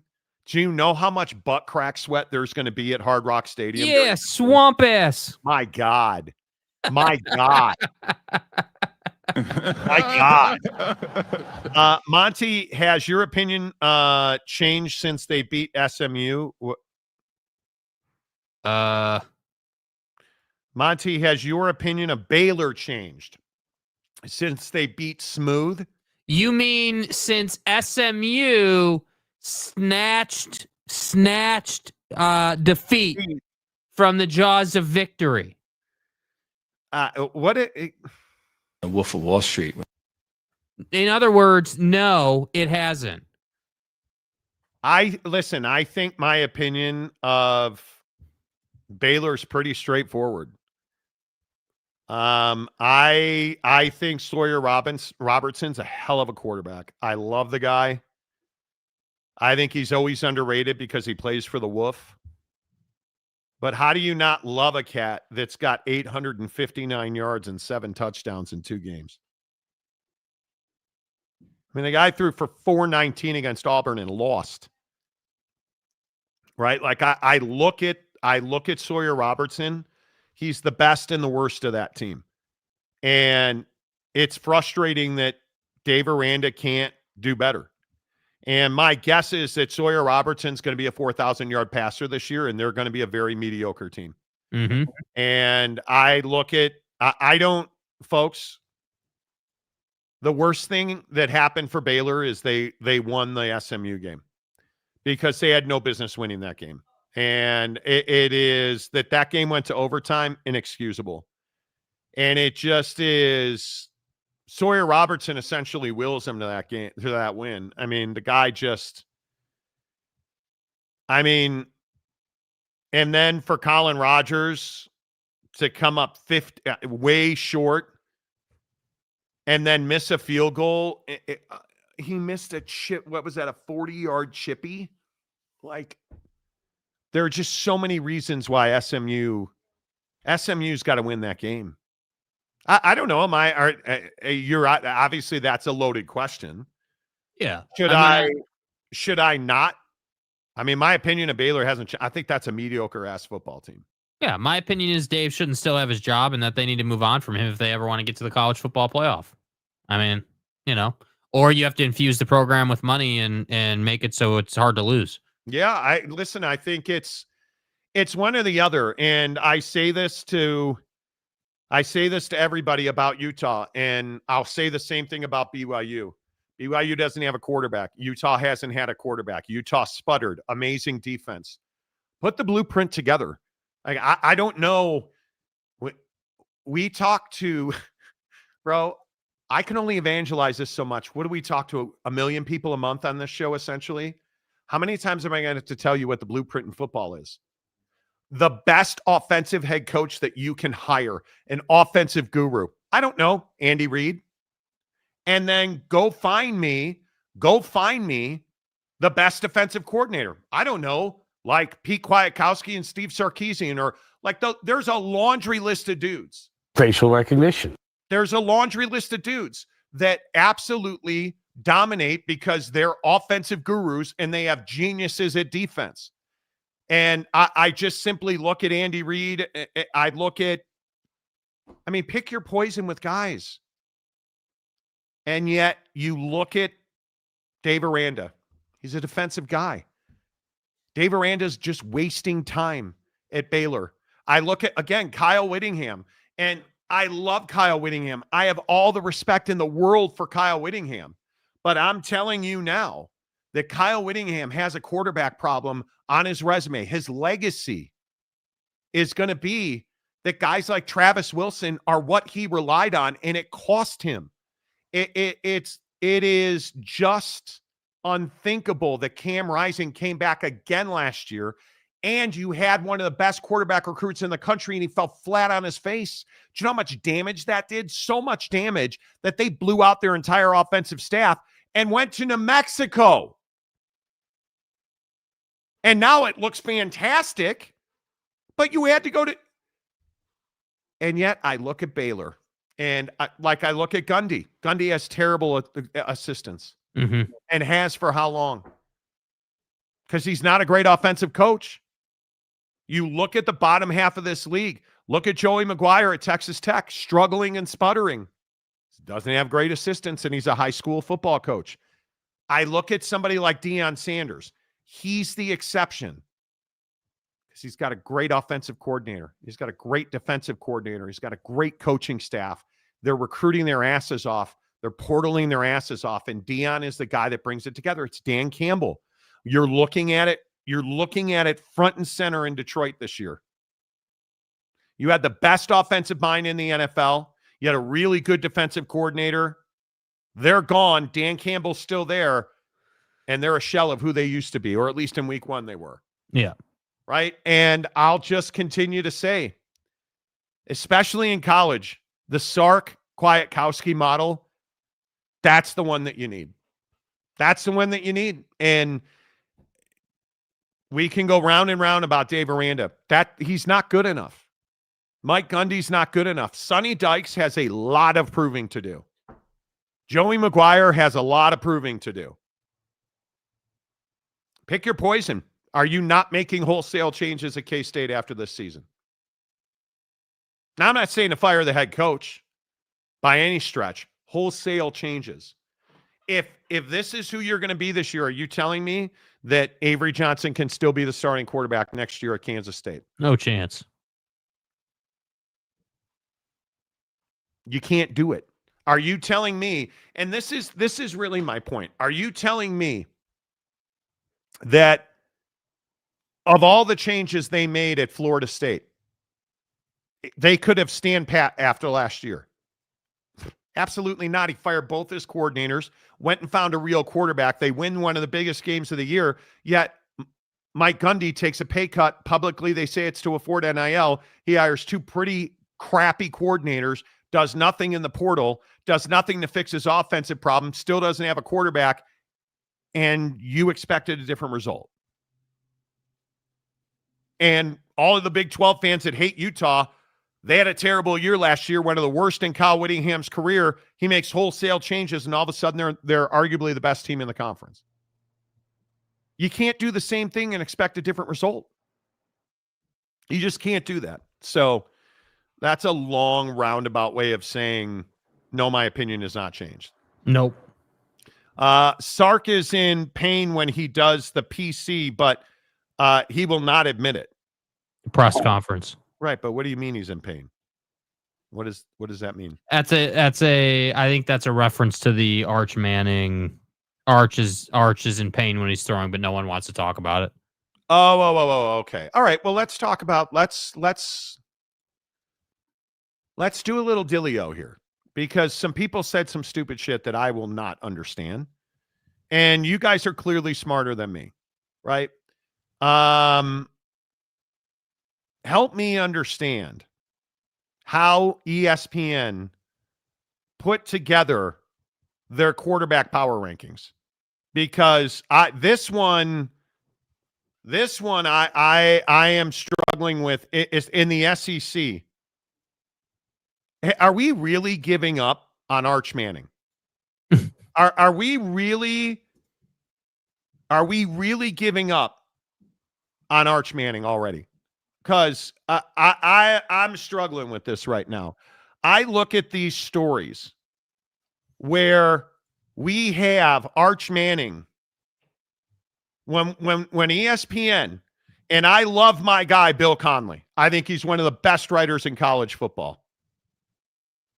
He's got Bo Prabula, who I thought had an amazing performance as the number 1 quarterback in the SEC at Missouri. John Mateer 2, Taylon Green 3, Diego Pavia 4, Joey Aguiar 5, Garrett Nussmeier 6, and then Arch Manning just ahead of Gunnar Stockton. He sucks. He sucks. Jake, I don't know what this is, but what I can tell you that it's not is accurate. Who's the best quarterback in the SEC in your opinion? John Mateer. I think right now John Mateer has to be there. You know, I mean, I think that listen, the reality is that when you play quarterback at Texas, you're gonna get the wild swing of like, hey, everyone loves you. You're the best. You're a Manning, even though you're the kid of neither of the two guys who played in the NFL. But you're a Manning, and you're going to be great, and you're awesome. And then Caleb Downs played you, and you just didn't look very good. And listen, I know that we had epic debates and epic fights about this last week, and all the Ohio State fans came in here and said we were, we were knee padding Arch Manning, and maybe that's true, but I think that this reaction and this list is nothing more than ESPN stirring the pot and creating drama. And what's really interesting is that one day you'll have an ad package running with ESPN that's promoting Sark and Arch and Texas and the Longhorns or show me a cow with Longhorns on it and man, Texas is awesome. And then the next day we're going to get an article saying that Arch Manning has fallen off and he's playing hurt and he's terrible and one bad showing and he's no longer an elite quarterback. And all I have to say is, dude, like again, it's time and situation, dude. It was week 1 for him. He had a nice little bounce back performance against a team nobody cares about. And the reality is we have to wait and see what he does against legitimate competition again. Like, I need to see like 3, 4, 5 Arch Manning games against SEC level competition. Doesn't have to be the best, but I don't think we can make an assessment on his true capability as a quarterback overall until we can say, yeah, you know what? Dude has balled his ass off since Ohio State. He is a good quarterback and had a bad game. Or, nope, the guy we saw against Ohio State is actually who Arch Manning is. And all the distance his name carried and all that nonsense about him taking over for Quinn was nonsense.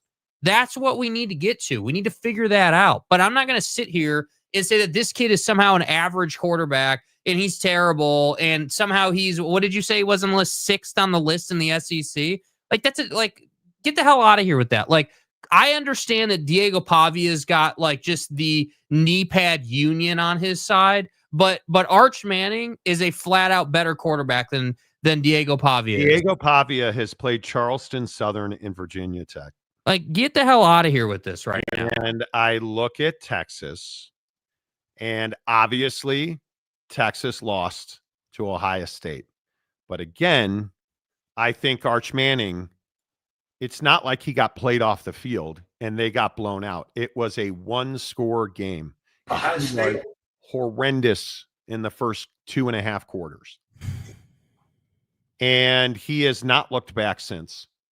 And I don't really care what he did against San Jose State. Like, does it matter? He threw for 295 and 4 scores? Not really. Right? You look at these. This is just simply, hey, come please read my article. Yes. Because is this opinion going to change after Texas beats the hell out of UTEP Saturday? No. Is it going to change when they beat the hell out of Sam Houston? It's not. Well, but Monty, UTEP is like the 27th best team in Texas. I mean, that's going to be a close game. Come on. Is it going to change the last weekend of the month when they go to the Swamp? It's not. Or Oklahoma or Kentucky or Mississippi State or Vandy or Georgia or Arkansas or anybody else on their schedule? It's not. Because some people just wake up and choose violence. And if I were looking at this, I'm just going to continue to tell you. I think right now the best quarterback in the SEC is Garrett Nussmeier. And I don't even know how we have an argument over it. How do you well, then you have Mateer second, right? I have Mateer second. I do. Okay. Because I think that Garrett Nussmeier is in a position where he has zero room for error. John Mateer has not been clean. But what I know is Garrett Nussmeier went to Death Valley. Ooh. In Clemson, South Carolina. Clemson. And he went 28 of 38, 232, a touchdown, and was masterful. In God's name, image, and likeness. And didn't turn it over. And so I think that it's idiocy, absolute idiocy, that 2 of the 3 best quarterbacks in this league are 6th and 7th on this list. And I do think Arch is the 3rd best quarterback in the league. I think I think Mateer's second. Is Bo Prabula up there? Sure he is. Taylor Green has no business being at the top of this list. And I have no problem with Calzada right now. No, DJ Lagway has not been good enough, and he's always hurt. Jackson Arnold, Blake Shapen, Lenoris Sellers, we're going to find out, right? Virginia Tech, he dominated them. Like the guy that I think is a real question, Austin Simmons at Ole Miss. Sure, let's have questions about him. Ty Simpson, absolutely. Gunnar Stockton. Joey Aguiar's better than Garrett Nussmeier. Come on. Diego Pavia's better than Garrett Nussmeier. Taylor Green's better than Garrett Nussmeier. Like, it really bothers me that we cannot have real conversations about guys who went and competed. Clemson's got a really good defense. Well, we thought. They haven't looked good. So we'll see. ESPN needs NFL hits. Do a hot take on Dallas. They are learning that in college they can use the Longhorns. That may be absolutely true.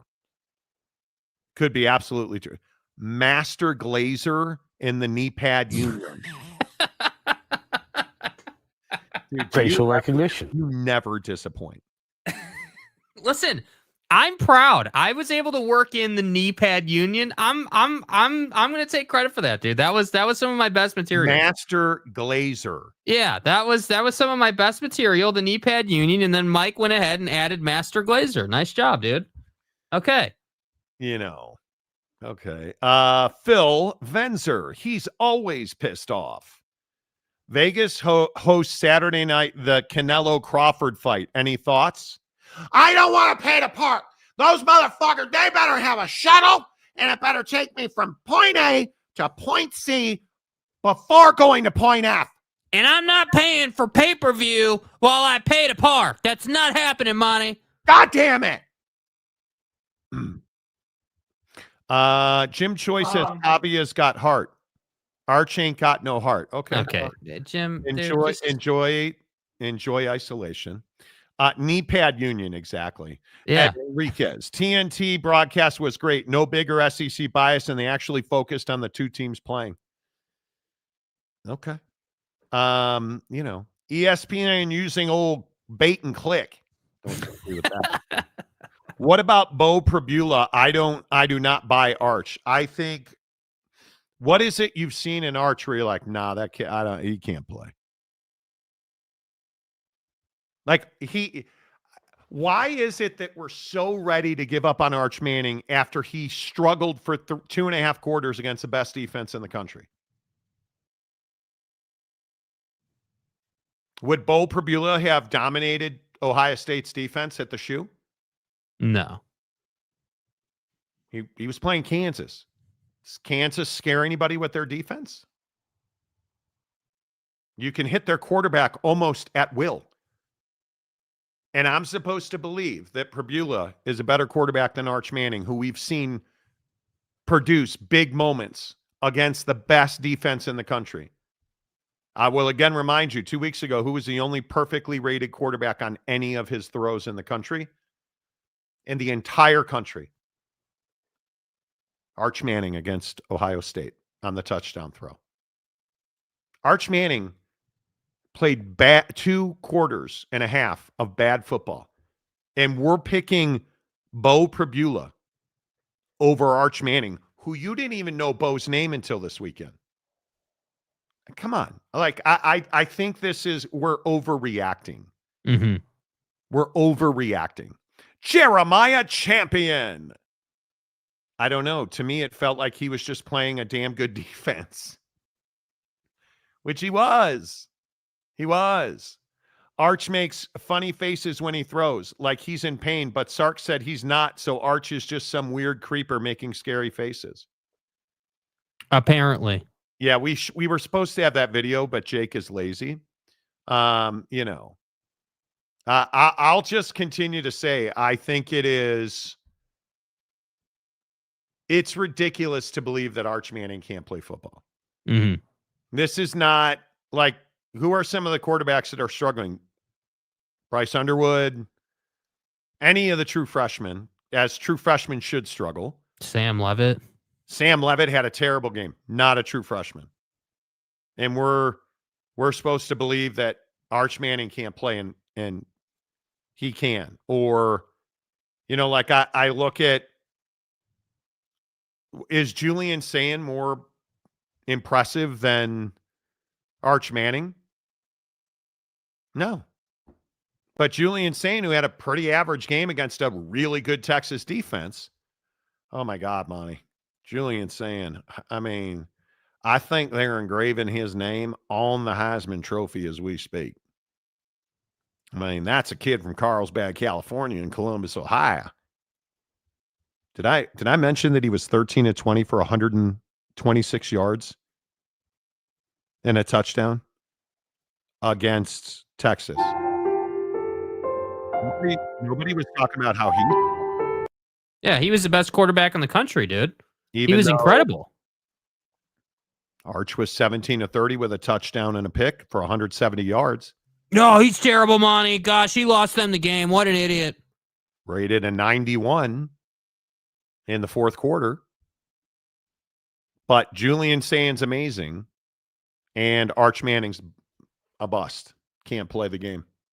Got to find a new quarterback in Texas. What?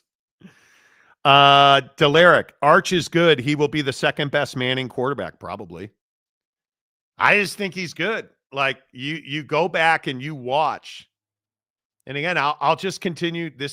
You want to watch film the way I watch film, I encourage you to do it. I've watched every Arch Manning throw multiple times. I've seen the defenses. And as I said, he was terrible for 2.5 quarters against Ohio State. And Sark adjusted that second or third drive in the third quarter. Sark adjusted the play calling, gave him better opportunities to have one-on-one outside, and they took advantage of it. And when you don't have Caleb Downs lurking, taking away the go route, because you're running the football more and you're using play action, and so now you have that touchdown. And I would encourage you, I always tell you this, go look at the best plays the quarterback made. We can all go like last night with J.J. McCarthy. Go look at the run. The guy's a shit thrower. Like, we know that. Mm-hmm. But that run for the touchdown won the game. Great run. Really good read option play. Go look at their best plays. That's when you learn who a quarterback is. The touchdown throw for Arch Manning against Ohio State is really good quarterbacking. Was he elite? No, he was not. But he was 91.6 rating in the fourth quarter at Ohio State against the best defense in the country. And you guys all want to say that he's just ass. He's not. I love how the hype train has crashed on certain teams and players. My pearls, we might have to just see how the season goes with these guys when these guys play the actual games, right? And Ohio State fan lost their mind when I said Julian Sayin didn't have a great game against Texas. But it's Texas, the second best defense in the country. Ohio State. And you don't see anybody writing off Julian Sayin. It's just crazy to me. Did Eli or Peyton ever have a bad start to a game in college? Is the question? Never. Are you kidding me? They were perfect. They never even none of their receivers ever dropped a pass they threw. Yeah, I think it's interesting. I think folks love to hate on Arch because of his last name. Hating this guy makes folks feel better about their own teams. Facts. If Arch Manning could be the quarterback at Texas, or at Notre Dame, if Julian Sayin could be the quarterback at Notre Dame, Joel Prabula, if he could be the quarterback at Notre Dame, I would be thrilled. Hey, K-State, any thoughts? I'd be thrilled. Right? I just think the best problem to have is Arch Manning is your quarterback. Yeah. Julian Sayin's your quarterback. Or, like, would you rather have Arch? Again, I'll go back to Bryce Underwood. Because I think this is a fascinating conversation in college football. Michigan fan is so sure that Bryce Underwood's going to win the Heisman Trophy. He was going to be amazing right out of the gate. He was almost never going to be amazing. He's got a really crappy coach that I've been warning you about. Sharon's not an elite coach, and he will not be there. And my guess is he's got this season and next season, and he'll be fired. You're paying a kid so much money, and he's going after his teammates on the sideline, like fighting with his teammates on the sideline. And I warned you into the Oklahoma game. You cannot expect this kid to play well against a Brett Venables defense. Remember, I told you that because Brett tortures true freshmen. But you guys don't look at that. Oh, he's making a lot of money. It's Bryce Underwood. He's got the wings on the helmet, and he was terrible. But Monty, his adjusted QBR. The play calling was terrible. The schematics were terrible. Terrible. The PFF route running grades for the Michigan wide receivers, terrible. And the biggest problem that Bryce Underwood has at Michigan, he's got no talent around him. He doesn't have dynamic wide receivers. He does not have elite running backs. Decent offensive line, but he has no idea where to throw the football. And I think he doesn't trust his wide receivers. You don't have a Colston Loveland in that offense. Does this mean that Bryce Underwood sucks? No, it does not. Bryce Underwood is going to be an elite quarterback as soon as Sharon Moore's not the head coach or he transfers, which I think is more likely. Because I'm telling you, if you put Bryce Underwood with Steve Sarkisian, if you put Bryce Underwood with any of the best offensive, you give him to Garrett Riley, you give him to any of the best offensive coordinators, Bryce Underwood is going to be an elite quarterback. 1 year from now, forget what Bryce does this year, because you're never, ever going to get the best out of Bryce Underwood when his coach, and this suspension with Sharon Moore is hysterical. Now they've clarified it to say he has no communication with the football department during the 2-week suspension. So now we're supposed to believe that they're going to be a better team with some guy with a huge fat head as your interim football coach. Bryce Underwood's got no connection to that guy. Fat. Right? Like Bryce Underwood is set up to fail at Michigan, not succeed. So I'll even say the things you don't want to say. You put Bryce Underwood with Ryan Day, that cat's an elite quarterback because Ryan Day's an elite football guy with an elite quarterback developer. It just is, and I'll say this about Avery Johnson. There's a systematic problem in Manhattan with quarterbacks. How do we know that? Because the guy you jackwagons ran out of Manhattan on a rail, went on and won a national championship at Ohio State. No, he's terrible, Monty. Garbage. And then you said that, and you told me I was stupid, and you don't know ball, and you don't watch K-State. Avery Johnson's going to win the Heisman. You just watch the box score, Monty. Every fan base, exactly. Every fan base is like, oh, you just read box scores, Monty. He's winning the Heisman Trophy, you fat ass. Which Heisman Trophy? Because Avery Johnson ain't even going to get near the Heisman Trophy this year. So I'm not sure which Heisman Trophy you're talking about. There's a quarterback problem in Manhattan. And you better fix it. Because Rocco Becht is elite. You look around this league, Devin Dampier looks pretty good. Baron Morton looks pretty good. My guy down in Dallas, Fort Worth, Mr. Hoover, sucking it up, looks pretty good. Like, there are quarterbacks all over this league. Not one of them is named Avery Johnson. And so I go back and I look at a guy like Bryce Underwood, Julian Sayin, Arch Manning. Those are 3 elite quarterbacks. Now, one in Bryce Underwood's got to turn into that. Julian Sayin and Arch Manning are already elite quarterbacks. Just saying. That just is what it is. And the thing that scares me about starting true freshmen, which is why you don't see that happen very often, which is why Arch did not start as a true freshman, which is why Juju's not starting for Colorado. They almost never succeed unless you're Peyton Manning and right out of the gate, you're gunslinging. And I think Arch could have been that guy. But Quinn Ewers and, okay. Somebody like Bryce Underwood this year, just don't let the entire building fall down on top of him. And he'll be fine because he's really talented. Mm-hmm. That's the truth of it. But hey, is what it is. I agree with you, Chad. Michigan is terrible. They're just not talented. Now, Michigan is a totally different story, Chad says.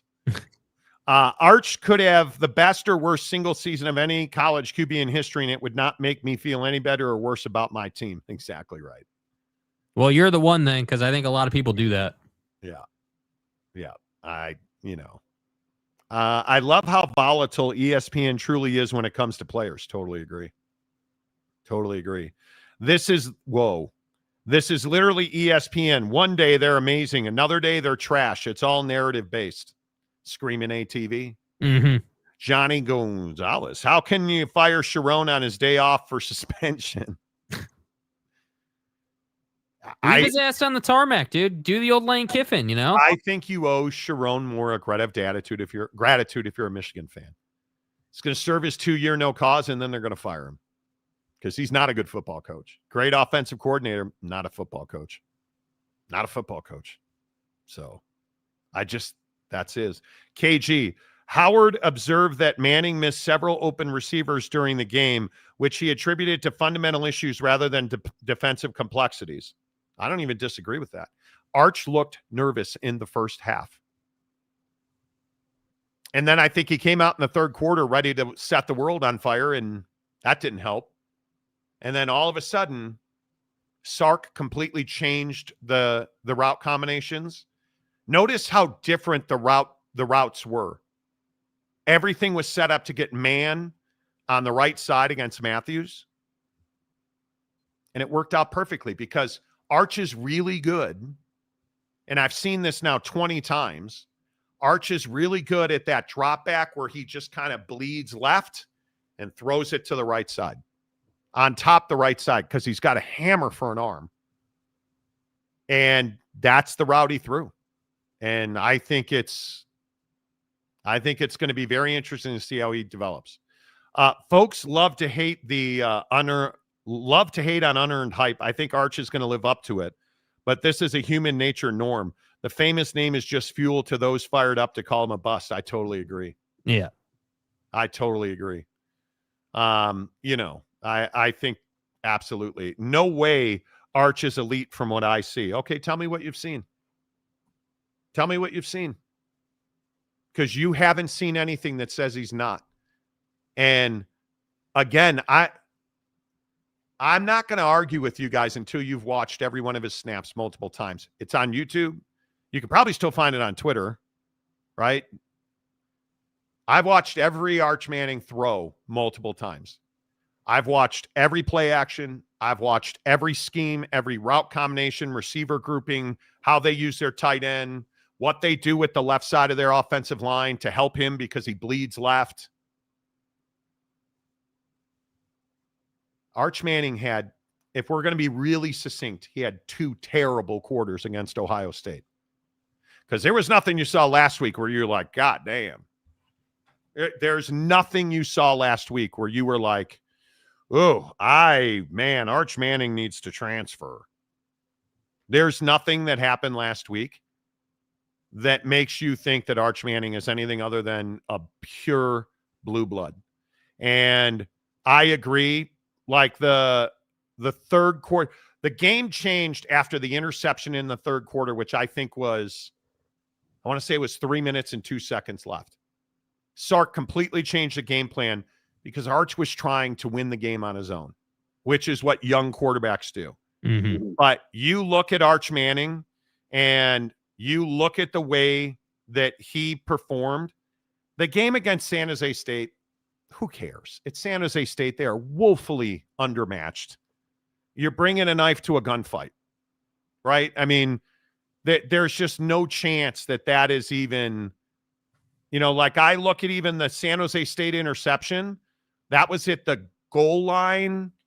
And you look at he had a guy, I'm trying to visualize it. Arch is backing up and he's trying to throw it to the back pylon in the right corner, and the guy hits his arm and the ball goes straight up in the air. Interception at the goal line, right? But you look at the analytics on Arch Manning, say he's elite. Mm-hmm. The performance against San Jose State, do I care? I don't.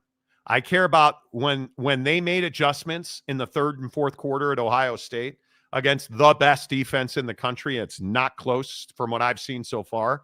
Arch Manning was really good. The touchdown pass, I just can't tell you, and I'm going to watch it again while we're sitting here. The touchdown pass that Arch Manning threw was, I don't even know if I'm not even sure that there are 5 other quarterbacks in the country who can make that throw in that spot where you've been, just terrible. He was just the interception in the third quarter, which was maybe the worst throw of that weekend. Because it's garbage. I don't even know. I don't even know how he completes that pass. Like, I'm looking at the video of that pass, and it's crazy how good this throw is for the touchdown. And the window it's non-existent, right? And again, I'll retweet it right now so you can see it.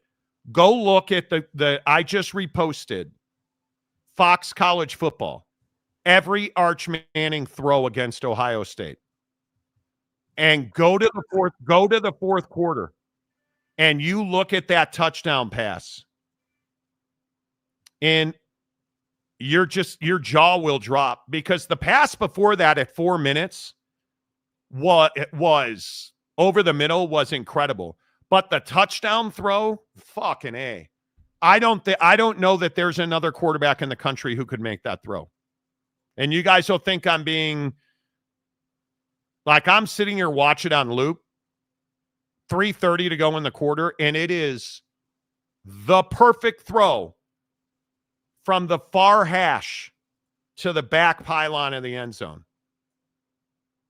And it's to say that you haven't seen anything that's elite out of Arch Manning, you're out of your goddamn mind. Because that throw, and again, I just retweeted it. Go to the 3-minute mark of the fourth quarter where they're down 14-0, and you look at that throw. How from that position does he squeeze that ball into that window and not get it picked off? That's in the throw at 4 minutes right before that, at the 30-yard line, was just stupid good. And I understand on the touchdown, he's got time to step and throw.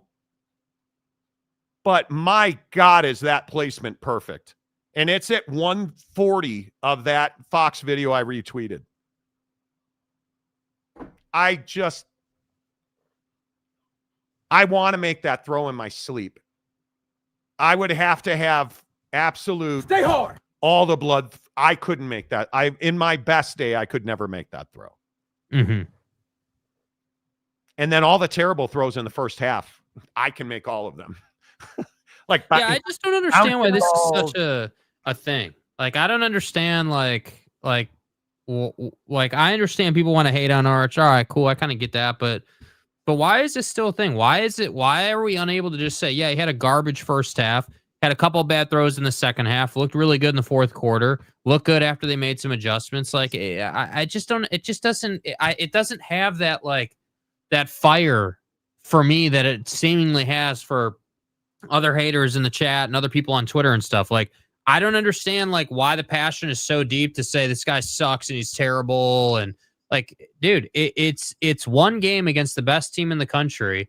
And what you're not saying, if you're a hater, is what's going to happen when he figures it out and he's dominating your team, because that is likely to happen. Like, what about like, and every idiot on the planet's like, oh, he hasn't played anybody. What about the dismantling of Mississippi State last year? Oh, it was Mississippi State. Who cares? It's an SEC opponent. No, oh, that's right. Now he's got to do it against the best teams in the country. Oh, that's right. He did in the fourth quarter against Ohio State. I'm just not willing to sit here and tear guys down. I'm a Notre Dame fan. We don't have a quarterback. I have to live vicariously through somebody. And it used to be Baron Morton, and then you guys told me I was a Texas Tech homer. It's crazy to me. Arch is a top QB prospect in his class, and the Manning pedigree pushed him to number one. I don't think he's the next legend. He's not chopped liver. He's better than average. He's got a long way to go. Do you guys remember you know their schedule, right? You understand what's coming. After UTEP and Sam Houston, at Florida, Oklahoma in the rivalry, at Kentucky, at Mississippi State, Vandy, and Vanderbilt's got the best quarterback in the country. Let's not forget that. He's amazing. Well, he's not Julian Same, but you know. Gunnar Stockton at Georgia, Arkansas, Texas A&M. We're going to know in a matter of, I think, 1, 2, 3, 4 games from now, we'll know. And maybe we're seeing a different story. But the best thing for me is, and I talk about this with Michigan fan or Ohio State fan, or we had a huge argument over DJ Lagway this summer because Florida fan thinks he was God. I don't have any emotion in it.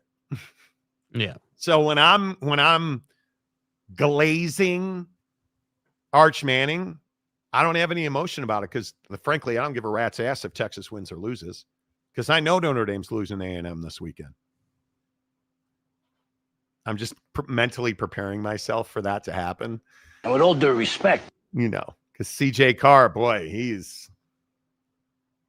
Yes, you did. Yes, you did. Do you guys understand it's Notre Dame and CJ Carr is our starting quarterback? I knew today would be shitty. Joe Prabula didn't want to go to Notre Dame. Jake Retzloff, they wouldn't take him at Notre Dame. We should be Michigan. You should be starting for Michigan. Bear will keep getting better every game and winning. He can't throw the football. Again, BYU, great example of this. BYU fan has such enormous swell. Stay hard. For Bear Bachmeier. That's a kid who cannot throw a pass. What's an erection? He has not been able to read a defense, throw a pass, big moment. Now, they've blown 2 people out. Stanford provided nothing. But you're going to get to a point, and I'm going to say the same thing I said yesterday. If Jake Retzloff was on this team, BYU's winning a conference championship. Because that defense is unbelievable at BYU. Isaiah Glasgow, I think, is arguably, and it is arguable, he is arguably the best linebacker in the Big 12. Mm-hmm. And you go back to the bowl game, doing Deion's dance after that interception. Stay hard. I'll glaze him all day because that dude is crazy good. BYU's defense is crazy good. And I think it just Bear Bachmeier, he's another Bryce Underwood. He just is not ready. He just is not. He's too young. He's too inexperienced. And I look at like USC, and maybe this is the best. Maybe this is the best example. Lincoln Riley's been looking for a quarterback post cleavage sucker. And post cleavage sucker. And he found him. Are people Myron? You better be, because I'm telling you now, Jaden Mayava is, I don't know what I have no idea what in the peyote he's been smoking. But you go watch, like I was watching his pocket awareness, Jaden Maiava's understanding of where the pocket is and what it's doing in the back of his head. Because it's not like he hasn't been pressured. And I know it's only Missouri State and Georgia directional. Suckmyass.com. 707 yards and 6 touchdowns, and he's averaging a 262.4 rating. That's not who that dude's been.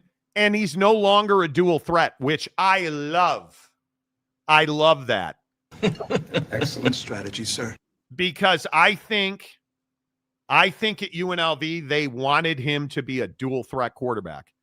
And I think Lincoln knew as soon as he got there last year, this cat's not a dual threat. He is too good of a passer to be a dual threat. You always need your guy to be able to run, and he can. Jaden Maiava now can throw the football with just about anybody on the West Coast. Yep. And I want to see him get into the schedule a little bit. But I haven't been this excited about a quarterback at SC since Titty Sucker left. Wow, Dad. Wow. I'm a bad person. You know, Cleavage King, that guy. He's got Michigan State on the 20th because they're at Purdue. And truthfully, if we're being honest, Purdue's been better this year. Now, it's Ball State and directional Illinois. Hey, Ball State. What's up? They dismantled both of those teams, 65-17 combined. So they're on the road in West Lafayette this weekend, and we'll see what that looks like. I'm actually excited about USC's offense. And they've got Purdue, Michigan State, at Illinois. I have no idea what to think of Illinois. I think, what are they, 9th in the country right now? The Fighting Illini. And it's been what they did to Duke. Hey, Duke is Duke. Because let's not forget, Darian Mensah. If there was a portal quarterback that got paid more, they're few and far between. Darian Mensah got paid. I just want to thank you all. To go to Duke? Because remember, he was unbelievable at Tulane last year, like 2,700 yards, 20 touchdowns, I think like 4 or 5 interceptions. My word. And they handled it. And they handled it easily. Now, he went for 334, but he was not a factor win-loss. Mm-hmm. And Illinois' defense is just cutting people's necks, bro. Like, I don't know how you say, hey, is Illinois legit? They're legit. I'm for real. Yeah, I think they're legit, man. So I'm for real. We're going to find out, because when you look at the way the schedule stacks for SC, can a kid play or can he not? Michigan at Illinois, at Illinois, Michigan, at Notre Dame, at Nebraska, Northwestern, Iowa, at Oregon, UCLA. So listen to the defenses he's got in there. A really tough physical Illinois defense. A really, probably when they're healthy, the best secondary in the country, or one of the top 3 in Notre Dame. And Nebraska's not exactly a light tackling team. Oh, but dude, they've got Patty. I mean, they should be fine, right? I mean, come on. Shut up. Oregon's pretty good defensively. UCLA sucks. You know. Wisconsin won't lose that bad. Okay, can you define that bad? Well, Wisconsin, the Big Ten, the lower end of the Big Ten needs to really step up. We have no idea who Wisconsin is, and I get it. Wisco fan is all up in arms, but the problem is Micah Parsons plays for the Packers, not the Bears. That's the untrained eye. Right? And I think you have a really interesting guy in Danny O'Neal. And I think that he's going to have to be much better than he was at San Diego State. Yeah, without a doubt. And now that he's at Wisconsin and he's had 2 games and they've looked pretty good, I think we're going to have to figure out who you are pretty quick here, because Alabama's looking for revenge. I think every game, Kalen DeBoer is coaching for his job. I honestly feel that way now. Mm-hmm. Because there's so many dudes coughing up checks to try and pay him out. But you just start looking at all these scenarios we've just talked about. Arch Manning's better than all those guys. Julian Sayan's better than all those guys. And I would take him over Maeva. I would take him over O'Neal. I would that's the cut of quarterback we're talking about. But what are we really talking about? That's how good Texas and Ohio State's defenses are. Only time will tell. Is there anybody you would not take over, or that you would take over Arch Manning at this point? Your mom. Well, that's tough. You are not the guy. The Julian Sayin question is interesting because if I look at who are the top 10 teams? Ohio State, I think by far. Mm-hmm. The pedophiles, Drew Eller sucks. Ohio State. Garrett Nussmeier. Arch Manning or Garrett Nussmeier? Is that thunder, Jake? Yes, loud thunder, just like out of nowhere, like a really bright flash, and then gnarly thunder. Okay, I thought I heard that. Garrett Nussmeier or Arch Manning today, right now? Nussmeier, probably. I would have for me. There's only two for me. Nussmeier and Matera are the two guys that I would take over him. I think. Moore? Huh? Dante Moore? Not yet. No, because I think that Carson Beck. No, I don't think I'd take Carson Beck. No, I would not actually. CJ Carr? No. Luke Altmaier? No. Castellanos? No. Rocco Beck? See, why do you what is wrong? Brother. Who hurt you? I mean, you're a big Rocco Beck guy. I mean, I don't know. Why are you like this? I mean, you glazed Rocco before. I've prayed for moments like that. Why are you like this? Dude, I mean, I thought it was a reasonable question. No, I'm not taking Rocco Beck over Arch Manning. As much Fuck as you. Yeah. Hey, man. You suck. I have glazed only Rocco Beck more than Arch Manning, apparently, if you listen to the conversation. Sucking a ding dong. Not many. I don't. Lenore Sellers, no. Klubnik, no. Mateer, probably not. Rocco, no. I mean, there's not one that really stands out to me. Dampier, no. Baron Morton has that offense and that offensive line. But then you got to say, okay, Baron Morton against Ohio State, and I think we know what happens there. Like, it's probably not great. I think that's closer than you think. I haven't watched a lot of Baron's throws this year, and I probably should. No, there's not many I would take. I think Julian Sayin or Arch Manning. Right now, today, I just think Arch is more dynamic. I think the light turned on in the fourth quarter. And yeah, I think that's really close. I love Julian Sayin. I think the problem with that comparison is it is very subjective. It's very, how do you evaluate and process the mistakes both guys made? How do you, because I think that overall, like if you take build, if you take, everything from like their bodies to like the mentals to how they lead the team, like those are all things that I take into account. And if you take all of it into account, I'm probably taking Arch over Julian Sayin, but it's not like by a wide margin. And the problem is that I'm sitting here and I'm like, hey, well, Ohio State is a quarterback factory. We know that. Like, we just know that. And not that Texas isn't, but like, I just feel like Ryan Day's been on a heater and Sark is really trying to get.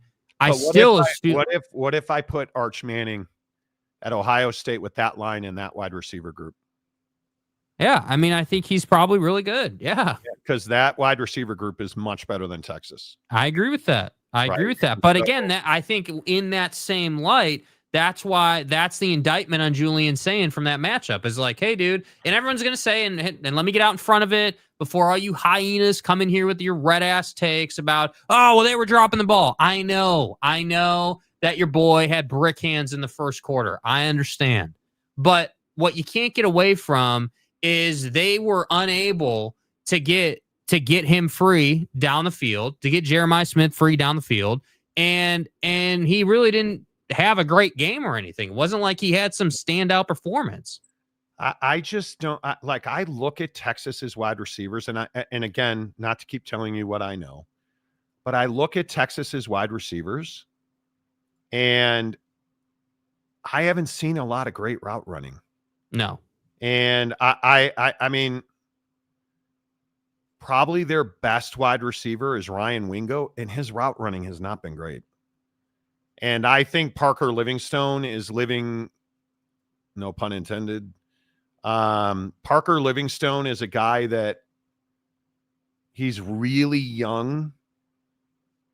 And I just think him and Arch have some kind of chemistry, something, because Arch knows right where he is every time.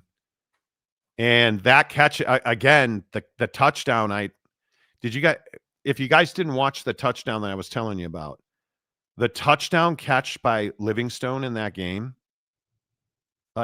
that's a handsy dude. That throw, I mean, that's a great catch. I have it on my Stay hard. drive, and it's just really good. And the two guys that I think, and I think you guys probably don't give a rat's ass about my opinion because I'm stupid. I think there's something in the tight ends at Texas. Parker Livingstone, and I think Jack Endries, the tight end, he can play on any football team in the country. And I need Ryan Wingo to show me something. And it's got to start right now. Yeah. It just is.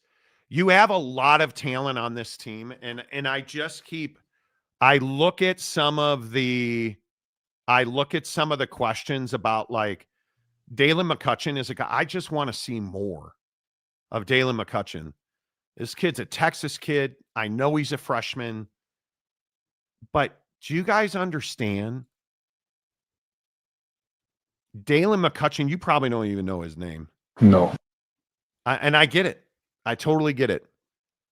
Dalen McCutcheon is a guy that, honest to God, could have gone anywhere. Who the fuck is that guy? Originally committed to Florida State. And then decommitted from Florida State in October of last year. And dude, Sark had a finger knuckle deep on that kid. You are going nowhere. Macaque. But to Texas. And the one thing that I think you guys will find out is that when you're the best receiver in Dallas as a high school kid, I mean, you're going to eat with Arch Manning and Texas's offense, and Sark has got to get him more targets. I need to catch the damn ball.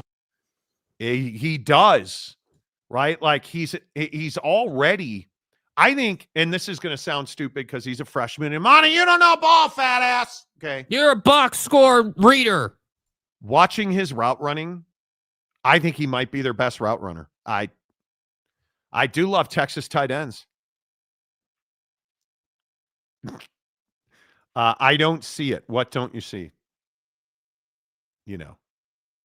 I'm telling you.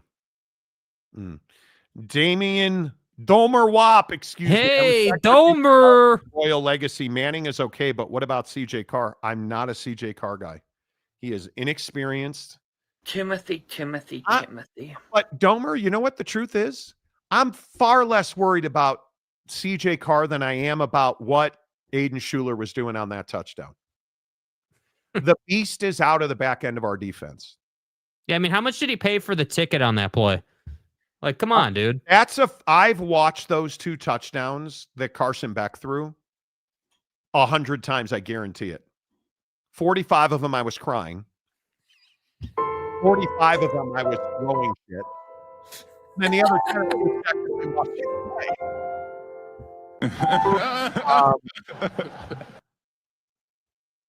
Aiden Schuler had every legal opportunity to whoop wholesale ass with a shoulder pad to the rib cage, that game ends right there. I'll drop that motherfucker. And he didn't do it because the beast is out of the back end of that defense. You are not going to get defenseless receiver at the goal line. They're not throwing that flag in that situation. They're trying not to. Yeah. Put your shoulder pad into his upper rib cage, and he does not But catch that ball. I don't really care about the situation itself. It's just the premise of it. You're a safety. Drop that dude. That's your job. You're playing center field. Go get him. And then, listen, I think when we look at Notre Dame, and I actually have my notes on that game sitting right here. When we look at Notre Dame, and you start to understand how good that defense was last year, it's because we just didn't care about your safety and well-being. It's not my job. My job is to win football games. And so I go back to that loss, and like, you knew Malachi Toney was going to be their guy. Really small, really fast. The touchdown that he caught, you were running neck and neck with him. And you know why you got beat? Because you had really bad technique. It was a fundamental error on the back end of Marcus Freeman's defense, because that's his job. You ought to know. You bought it. And you had multiple. There's a zone play where you can see, and Malachi Toney runs this route out to the right, open by, I think it was 9 yards. Nobody within 9 yards on a zone concept. Because all of their faces, if you go back and watch that replay, all of their faces are in the backfield. Yep. Why are you looking in the backfield in a zone concept? Your job is not to look in the backfield. Your job is to be in space. Yeah, I mean, I think you don't in a zone concept. You don't have the numbers to the paint. Yeah, listen, I think the reason there's a saying, you've probably heard this saying, if they're looking at the quarterback, they're playing zone. If they're looking at their guy, they're playing man. And the problem is, and this is talked about literally every week. I guarantee you, a broadcaster will say it every week. Hey, you were playing a zone concept, and you got too married to what the quarterback was doing instead of just playing the play in front of you. And I understand that in a zone concept, you are playing your zone, but you're also looking at what the quarterback's doing so you can make a play on the ball. So you can try to get that extra step. And the problem is you get burned doing that. And that's where I say, like, if Marcus Freeman's not going to have a lockdown, beat your ass defense, then what is Notre Dame really? I don't think that CJ Carr is just a garbage quarterback, but he's not the quarterback that Notre Dame should have. And ultimately, what's going to happen this year is exactly what happened last year, except I don't think you're going to get as far. I don't think this year's team is better than last year's team. I don't think that CJ Carr is better than Riley Leonard was at what they do. The, huge heart, running for touchdowns, taking big hits, playing that role on the team. Riley Leonard was better at that than you are, dude. That's just facts. Like, I don't know how we get away from that. And then I agree. The idea that Notre Dame's defense doesn't want to just beat your ass and put you in the ground is crazy to me when Marcus Freeman's your head coach. The guy has, there's this video of, and again, knee pad union, happy to be that guy. There's this video going around of Dan Lanning talking about the Gundy stuff before the game with his players, and they embodied that, right? Like, they are fully bought into what they're trying to do. They're fully bought into Lanning's message and like what the point is, but I don't really see that level of commitment out of Marcus Freeman's team, mainly because the dude doesn't know how to motivate the way Dan does or the way Mario Cristobal does or Ryan Day or whoever the hell you want to point to. Like, that's the frustrating part, is like, you're a one-sided team, and the one side that's supposed to be the strong side isn't really playing that kind of football right now. How is that possible? Yeah, I don't know. I'm really trying. I'm really trying to figure it out. And I think there's some things that Notre Dame's got to figure out. We got to figure out, what Jaden Greathouse is as a wide receiver, because I still maintain, and we saw this in the playoff last year, and I know that everybody got pissed off at me when I said it, he's a one-route guy. Mm-hmm. You have one concept with him. He is going to jimmy a guy at the line and go. And the ball better be there, right? CJ can make that throw. I'm not worried about CJ Carr as much as I'm worried about murdering fools in the secondary. Couldn't agree more. Because you know what you're getting out of CJ. You know his limitations. You know what he's going to try and do, and what you can see. And this is the thing. I'll never forget. And I know you've told the story a bunch of times on the show, but I'll never forget us sitting at the sports book watching them play Penn State and being like, "Yep, this is going to end poorly for the Notre Dame offense." You can just see it. Like you can see that same dynamic playing out for Notre Dame this year, and that's what's so bothersome. Is it's like, all right, what should we expect out of a head coach that's shown the ability to get to the CFP? Now, built-in advantages for Notre Dame, totally get it, totally understand it. Okay, great.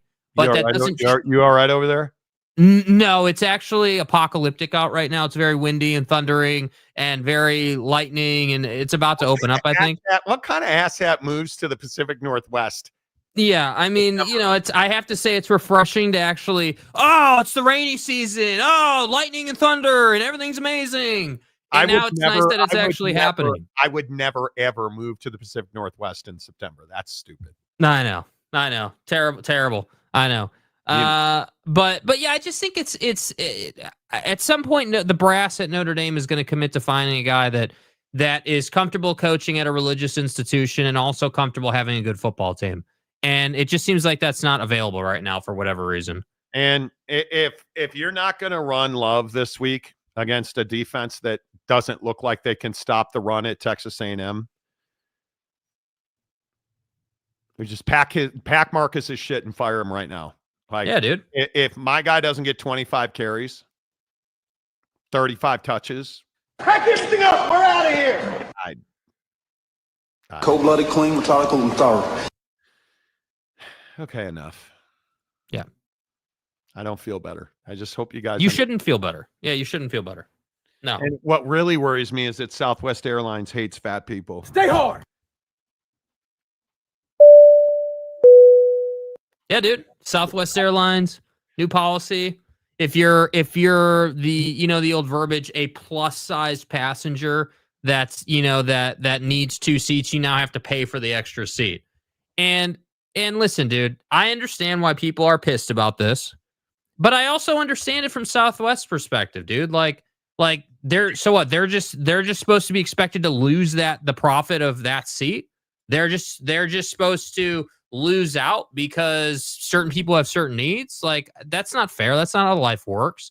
So, I mean, it feels crappy, but I don't know that, like, can you really blame Southwest for this? I don't. I think it's fine. I think it is. I believe that we are all responsible for our situation. And if you are overweight and you take up more than one seat, they shouldn't just have to write that seat off. And I understand that it is there. I understand that there's a lot of things to be upset about. Free baggage gone, fewer direct flights gone, right? Like their direct flights are going to be completely limited. Like I look at the way that Southwest, for instance, in St. Louis, Southwest has canceled 6 direct routes from and to St. Louis. Those are money losers, right? I have no problem with that. And I just look at the decisions they're making. You can't continue to do the things that you do that cost you money. And the plus size traveler fee, as it's being called, goes into effect on January 27th. The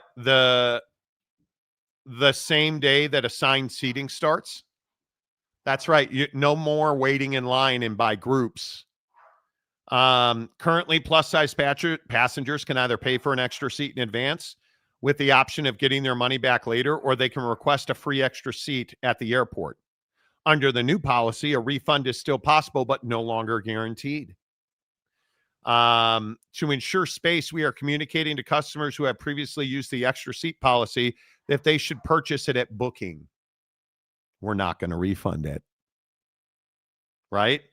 And I don't have any problem with it, right? And their bags don't fly free anymore. And I don't think listen, you've got to compete. It drives me crazy at the airport when people have like 71 bags and like, oh, this is a carry-on. This is my rectal thermometer. I have to carry it in its own bag. No, you don't. And I love the people. Now, I'm warning you right now. Monty, the 1%er, is about to walk in the room. I love people who try to get off the plane really fast. And they're like, excuse me, I got to go. I'm in a hurry. And then if you're stupid enough to actually check a bag, which I don't understand why you would do that, you'll see them waiting with you down in baggage claim. Well, what do you mean, Monty? They got off the plane first. Isn't their bag just instantly there? No, it's not. Like, come on, dude. No, it's not. And I'm just telling you that it is wild to me that people do that, or they're upset that they are not allowed to stow their bags in the overhead compartment in first class without a first class ticket. And it's like, how are you mad about that, dude? You did not pay for first class. Because people want to be able to do whatever they want to do. They don't want to have to follow rules. Who are you, the Pac-12? Right? Like they just want to be able to be like, yeah, dude, I'm sitting in the last row, but I'm going to take first. I'm a guy that prefers first class. Don't you dare put your bag in my overhead bin, you scumbag. That's probably too much. Feels a little aggressive. What? You know. Roche, non-bag checkers should sit at front. Dude, if I can help, my wife is the kind of person who overpacks. Like she won't just bring, if we're going on a weekend trip, she won't just bring like 3 condoms. She's got to bring the entire box. And I'm like, sweetheart. We're in first class, so part of that investment is we get the Mile High Club access to that. So bring them all. My wife will not let me buy Delta One to Paris for Christmas. I don't really get it. And I don't understand why. It's $10,000. What's $10,000 to rich people? Dude, Delta One is 10 G's. I'm not paying that much. It's a lot of money, dude. But, listen, I think it's very interesting that Southwest Airlines is doing this. And I think that I have no problem with it. And I agree. People who, if you have a carry-on, and again, here's the red ass in me. And if you're a parent, you should probably end the show. Just leave right now. Get out. You asshats with your 11 kids. I'm going to board first, Monty. Control your children. Oh, it's so cute the way little Jimmy runs up and down the aisle with his dirty diaper. Look how cute he is. Shut the fuck up, Donnie. And I got news for you. You're checking that stroller. That doesn't fit under the seat. Right? I'm paying more money so little Cynthia can have her stroller checked at the gate. Parents get so many advantages. Right? I understand. If you're somebody that needs a little extra time getting on the plane because, you went Deion Sanders and had your toes cut off, I'm good with it. That's the best thing that I could think of. But, bro, yeah. But if you need a little extra time to get on your Boeing 737 MAX 8 with Southwest because you have a device in your hindquarters, I understand, dude. It's a big problem. I get it. It is amazing to me how much leeway parents with multiple kids get. I think from time off at work to it's a full-time job, bro. Getting on the airplane and I totally get it. And we don't need infants. We need children to turn into humans. Infants on planes. You should have to bring an air freshener when your kid takes a dump in its pants. Because I don't need that in my life. I think I've hit it every time. I'm kidding. I just think it's It just makes me crazy. Yeah, but I don't blame Southwest. I'm not feeling sorry for the victim card on this one. I hate when parents let their toddlers run around airplane aisles. That's what they do. It's not cute. It's not cute. It's why I don't take. I used to love the aisle seat. I won't sit on the aisle anymore. Well, bro, look at hard ass Roche here with the most recent comment. I board dead last with and without my kids. Well, I appreciate that. It's not my fault that you want to waste money on offspring. That's up to you. I'm kidding. I am. Bro, Mike, dude, bro, Mike's comment.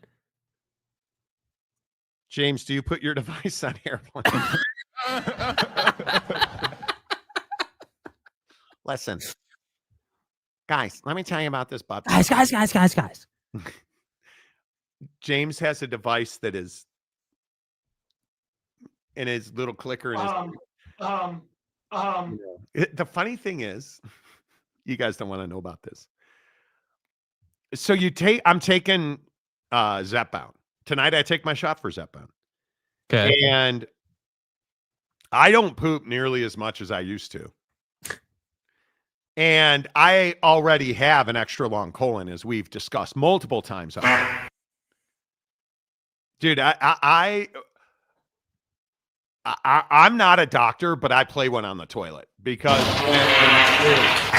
no, it's not even like that. It's not even when I just call me a lumberjack, because when it happens, my God, does it happen?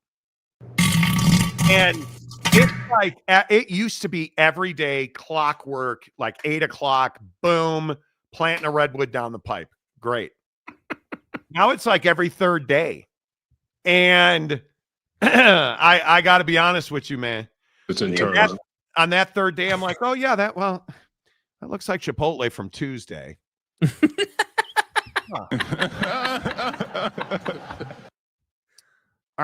Is that the corn I had for lunch on Wednesday? Correctamundo. Yep. And then there's that raspberry peel I had for breakfast on Thursday. Oh. Like, it's amazing. I don't know if there's a small army of scrubbers in my intestine that's eating the food that I don't properly digest, but they're hanging on to it for a long time. James comment, the third to last James comment. It only James. Don't touch me there. That, sir, is my no square. You just caught a stray from yourself. The communicator. When I put the communicator next to my hip, I can control when it works.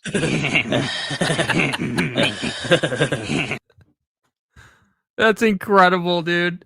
Absolutely incredible. Saying that your pleasure device only works when you put a controller next to your hip. That's fucking interesting, man. I had a picture in my head that I was putting out of the way I thought it worked.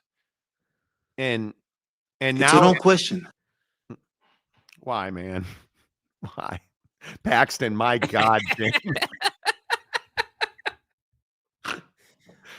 I go old school West Virginia mode and just use a cork, James. Chill. Chewy, Monty, I'm eating. I don't need mud butt commentary. Just trying to help. Well, we had swamp ass commentary earlier in the show. Disgusting how we degrade to poo poo. But it's what we all do, man. Yeah. And a lot of people ask me the Zepbound. Yeah, okay. The Zepbound, I've lost 21 pounds in week 5. I'm trying to just keep it to 2 pounds a week. I'm having a lot of trouble eating.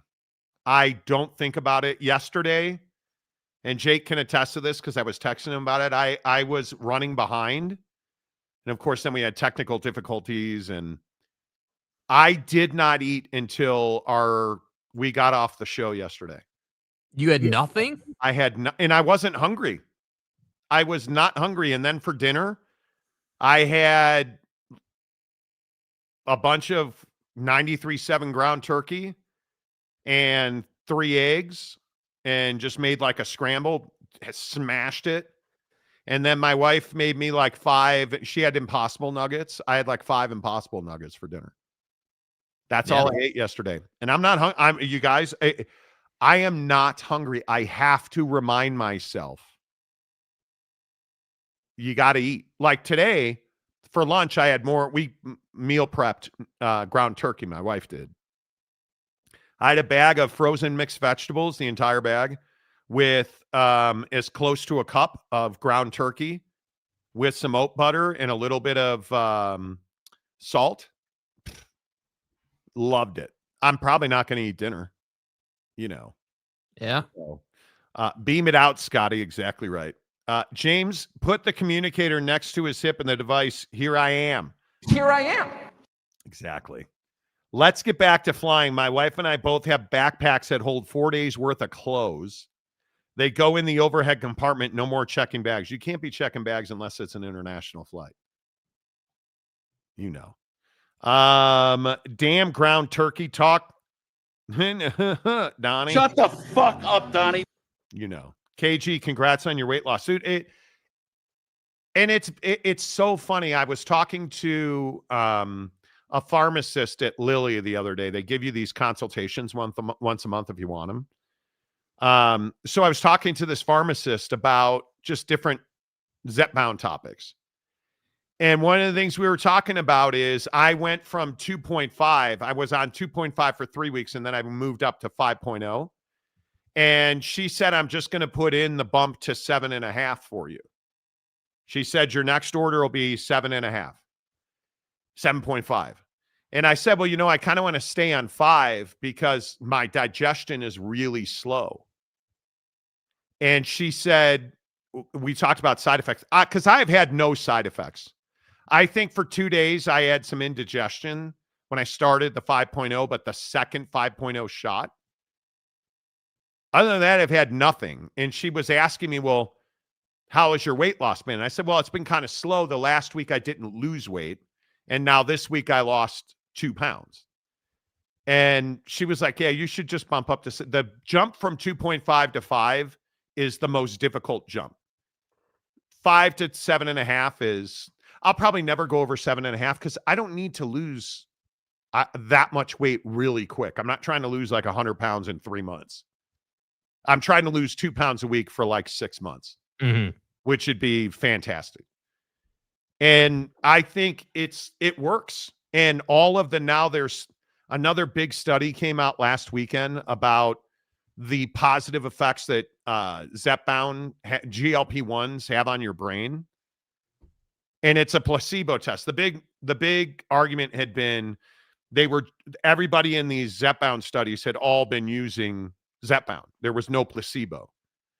So 6 months ago, they started a placebo, which means you don't know if you're getting Zepbound or if you're getting essentially glycerin water or whatever.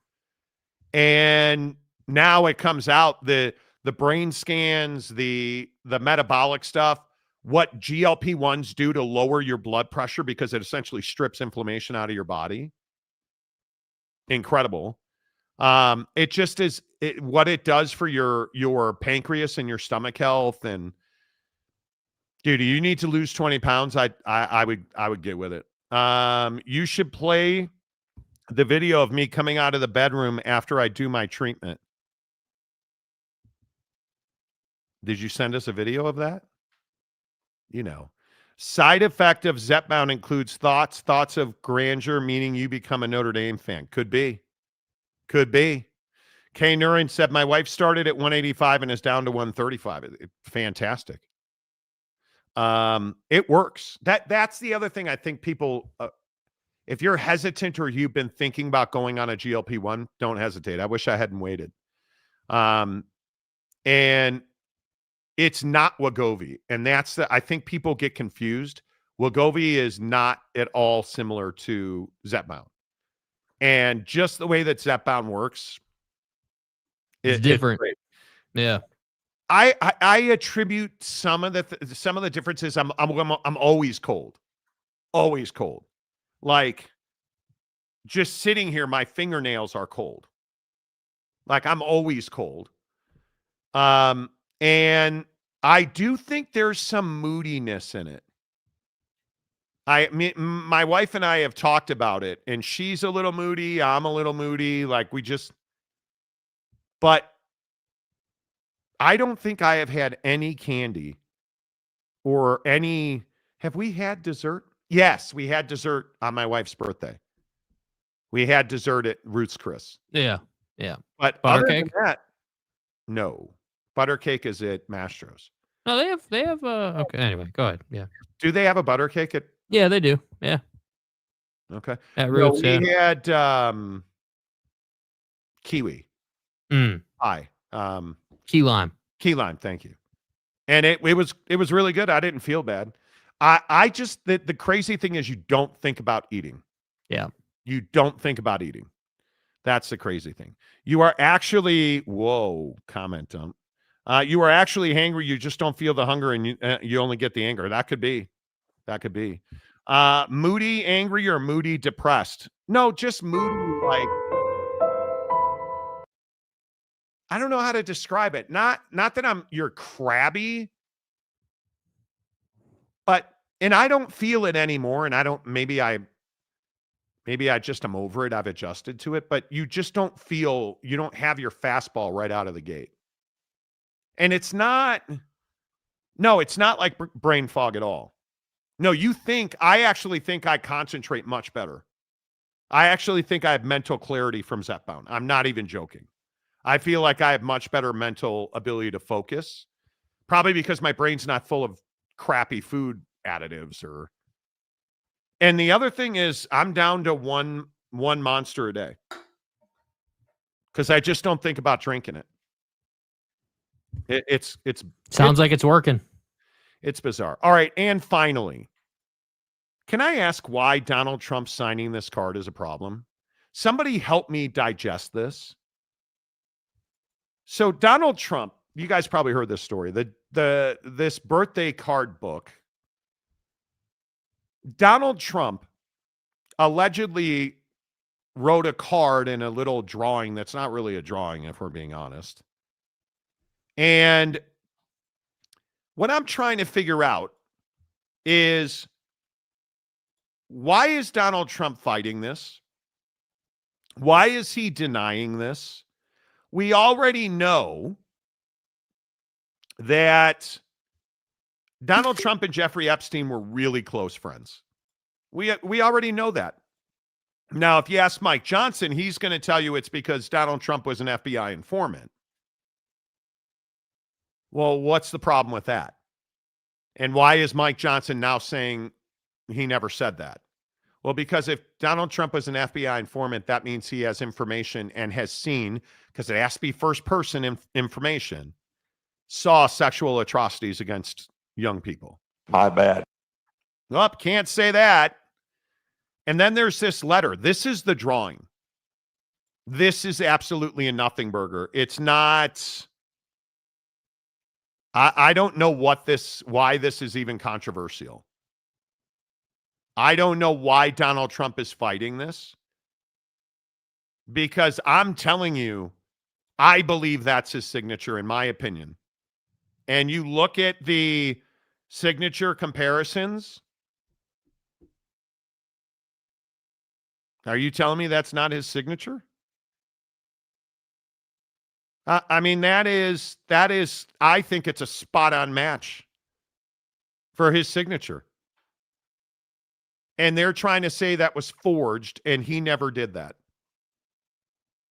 I don't understand, because this drawing is not incriminating. This drawing does not say, hey, all the young girls. There's nothing here. There's nothing here. It's a nothing burger. You denying it has made it something.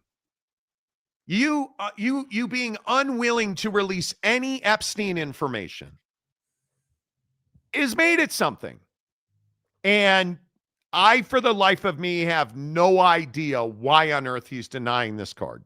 Yeah, because he doesn't want anything to do with Epstein, just generally. It's a broad brush personal policy that he wants no connections, no nothing. And again, I think, I would agree that this piece of paper, this drawing, whatever, doesn't have like some massive legal implication on him. But I just think that that what, guilt by association? Yeah, like guilt by association, any type of way to build the case, any type of way to add layers to the case against him. And I don't think in my opinion, the story here is not, hey, like he's denying this piece of paper and this drawing. I don't actually think that that's the story. That's just the surface. I think the story is, hey, this guy's rattled when it comes to Epstein. This guy is nervous. He is internally worried about what may or may not take place with his connection just to the whole situation. And so anytime something comes out, he's just going to lie up and down and say he had nothing to do with it and someone forged it. And, that's just the default answer. That it's like, oh yeah, it's 1st and 10. We're going to run RPO to the right side. Like that's what he's doing. He's just, hey, this is an Epstein thing. Yep. Deny up and down. Someone forged it. We're going full. I was never there. Don't know anything about it mode. And I think that to me is the writing on the wall. That I think it's strong to say he's hitting the panic button, but I do think that there's concern. I think that he understands that that's probably the last best, Trojan horse, if you will, to get him in trouble. Because I don't know what else it would be at this point outside of the Epstein stuff. I don't know either. I think it's really interesting that here we sit and there's just no reason for him to be fighting this fight. And I think this Wall Street Journal drawing, this lawsuit's going nowhere. Donald Trump said today, this story's over. There's nothing here. Why are you asking me about this? Well, it's not over because you have let it live on. Release the files and it will end. Right. And there's just no win here for him. That's the thing. I don't think the drawing is his cause. Those aren't double D's. See what he did there? Right. I just don't understand how you could deny this. That signature is just so spot on. Yeah. You know what I mean? Yeah. Well, come on, man. Johnny Gonzalez, come on, you guys. If there was a connection, the previous administration would have leaked that during the campaign. They didn't have access to the files. They didn't have access to the files. They were with the DOJ. Once Trump got elected, once he was in control, the DOJ handed him over. That's why we got the infamous Pam Bondi. They're on my desk right now. You mean after they ran on complete and total transparency and draining the swamp and getting rid of all the bad people, unless they're the bad people? That whole thing? Yeah. Donald's name is in so many stuff related to Epstein files that it shocks me that people think it's a conspiracy. I don't even know how it could be. Yeah. Right. I don't even know how it could be. I mean, you look at the other names that we know, like, why is Bill Clinton walking around with a defibrillator? I wonder. Right. I mean, I don't care who you are or what your political affiliation is. This needs to end you. Yeah. In my opinion, we don't need to wait until people release files. We need to put the victims on the stand and have them testify who were their perverts. Well, they're doing that on their own. Bill Clinton note is in the book as well, just like Donald's. Which is my point. But I think that's what's so dangerous is that this is not an issue that's partisan. This issue reaches much further than politics. Yeah. And I think that's why I'm saying, I just think that the fear that this strikes into people, and it's not unique to Donald Trump. I think that there are tons of people. I think half the reason the list hasn't come out is because there's people in Congress that are implicated on both sides. I genuinely believe that there are people in Congress that would be implicated if that list or if those files came out. And I think that's part of why they have not come out. Now, unfortunately, as the president of the United States, you get to deal with the questions like you do. So good luck. I agree. There you go. The Monty Show, as always, presented by our good friends at The Advocates, theadvocates.com. The best injury attorneys in the business. Tomorrow we get into some more. What are you looking forward to this weekend? Don't jinx it. The Cubs are actually winning. I won on Prize Picks last night, by the way. 3 for 3. Heater. Absolute heater. We forgot to get the Prize Picks today because we're bad people. Please hit the like button on the way out the door. Until tomorrow, say goodbye, Jake. Goodbye, Jake.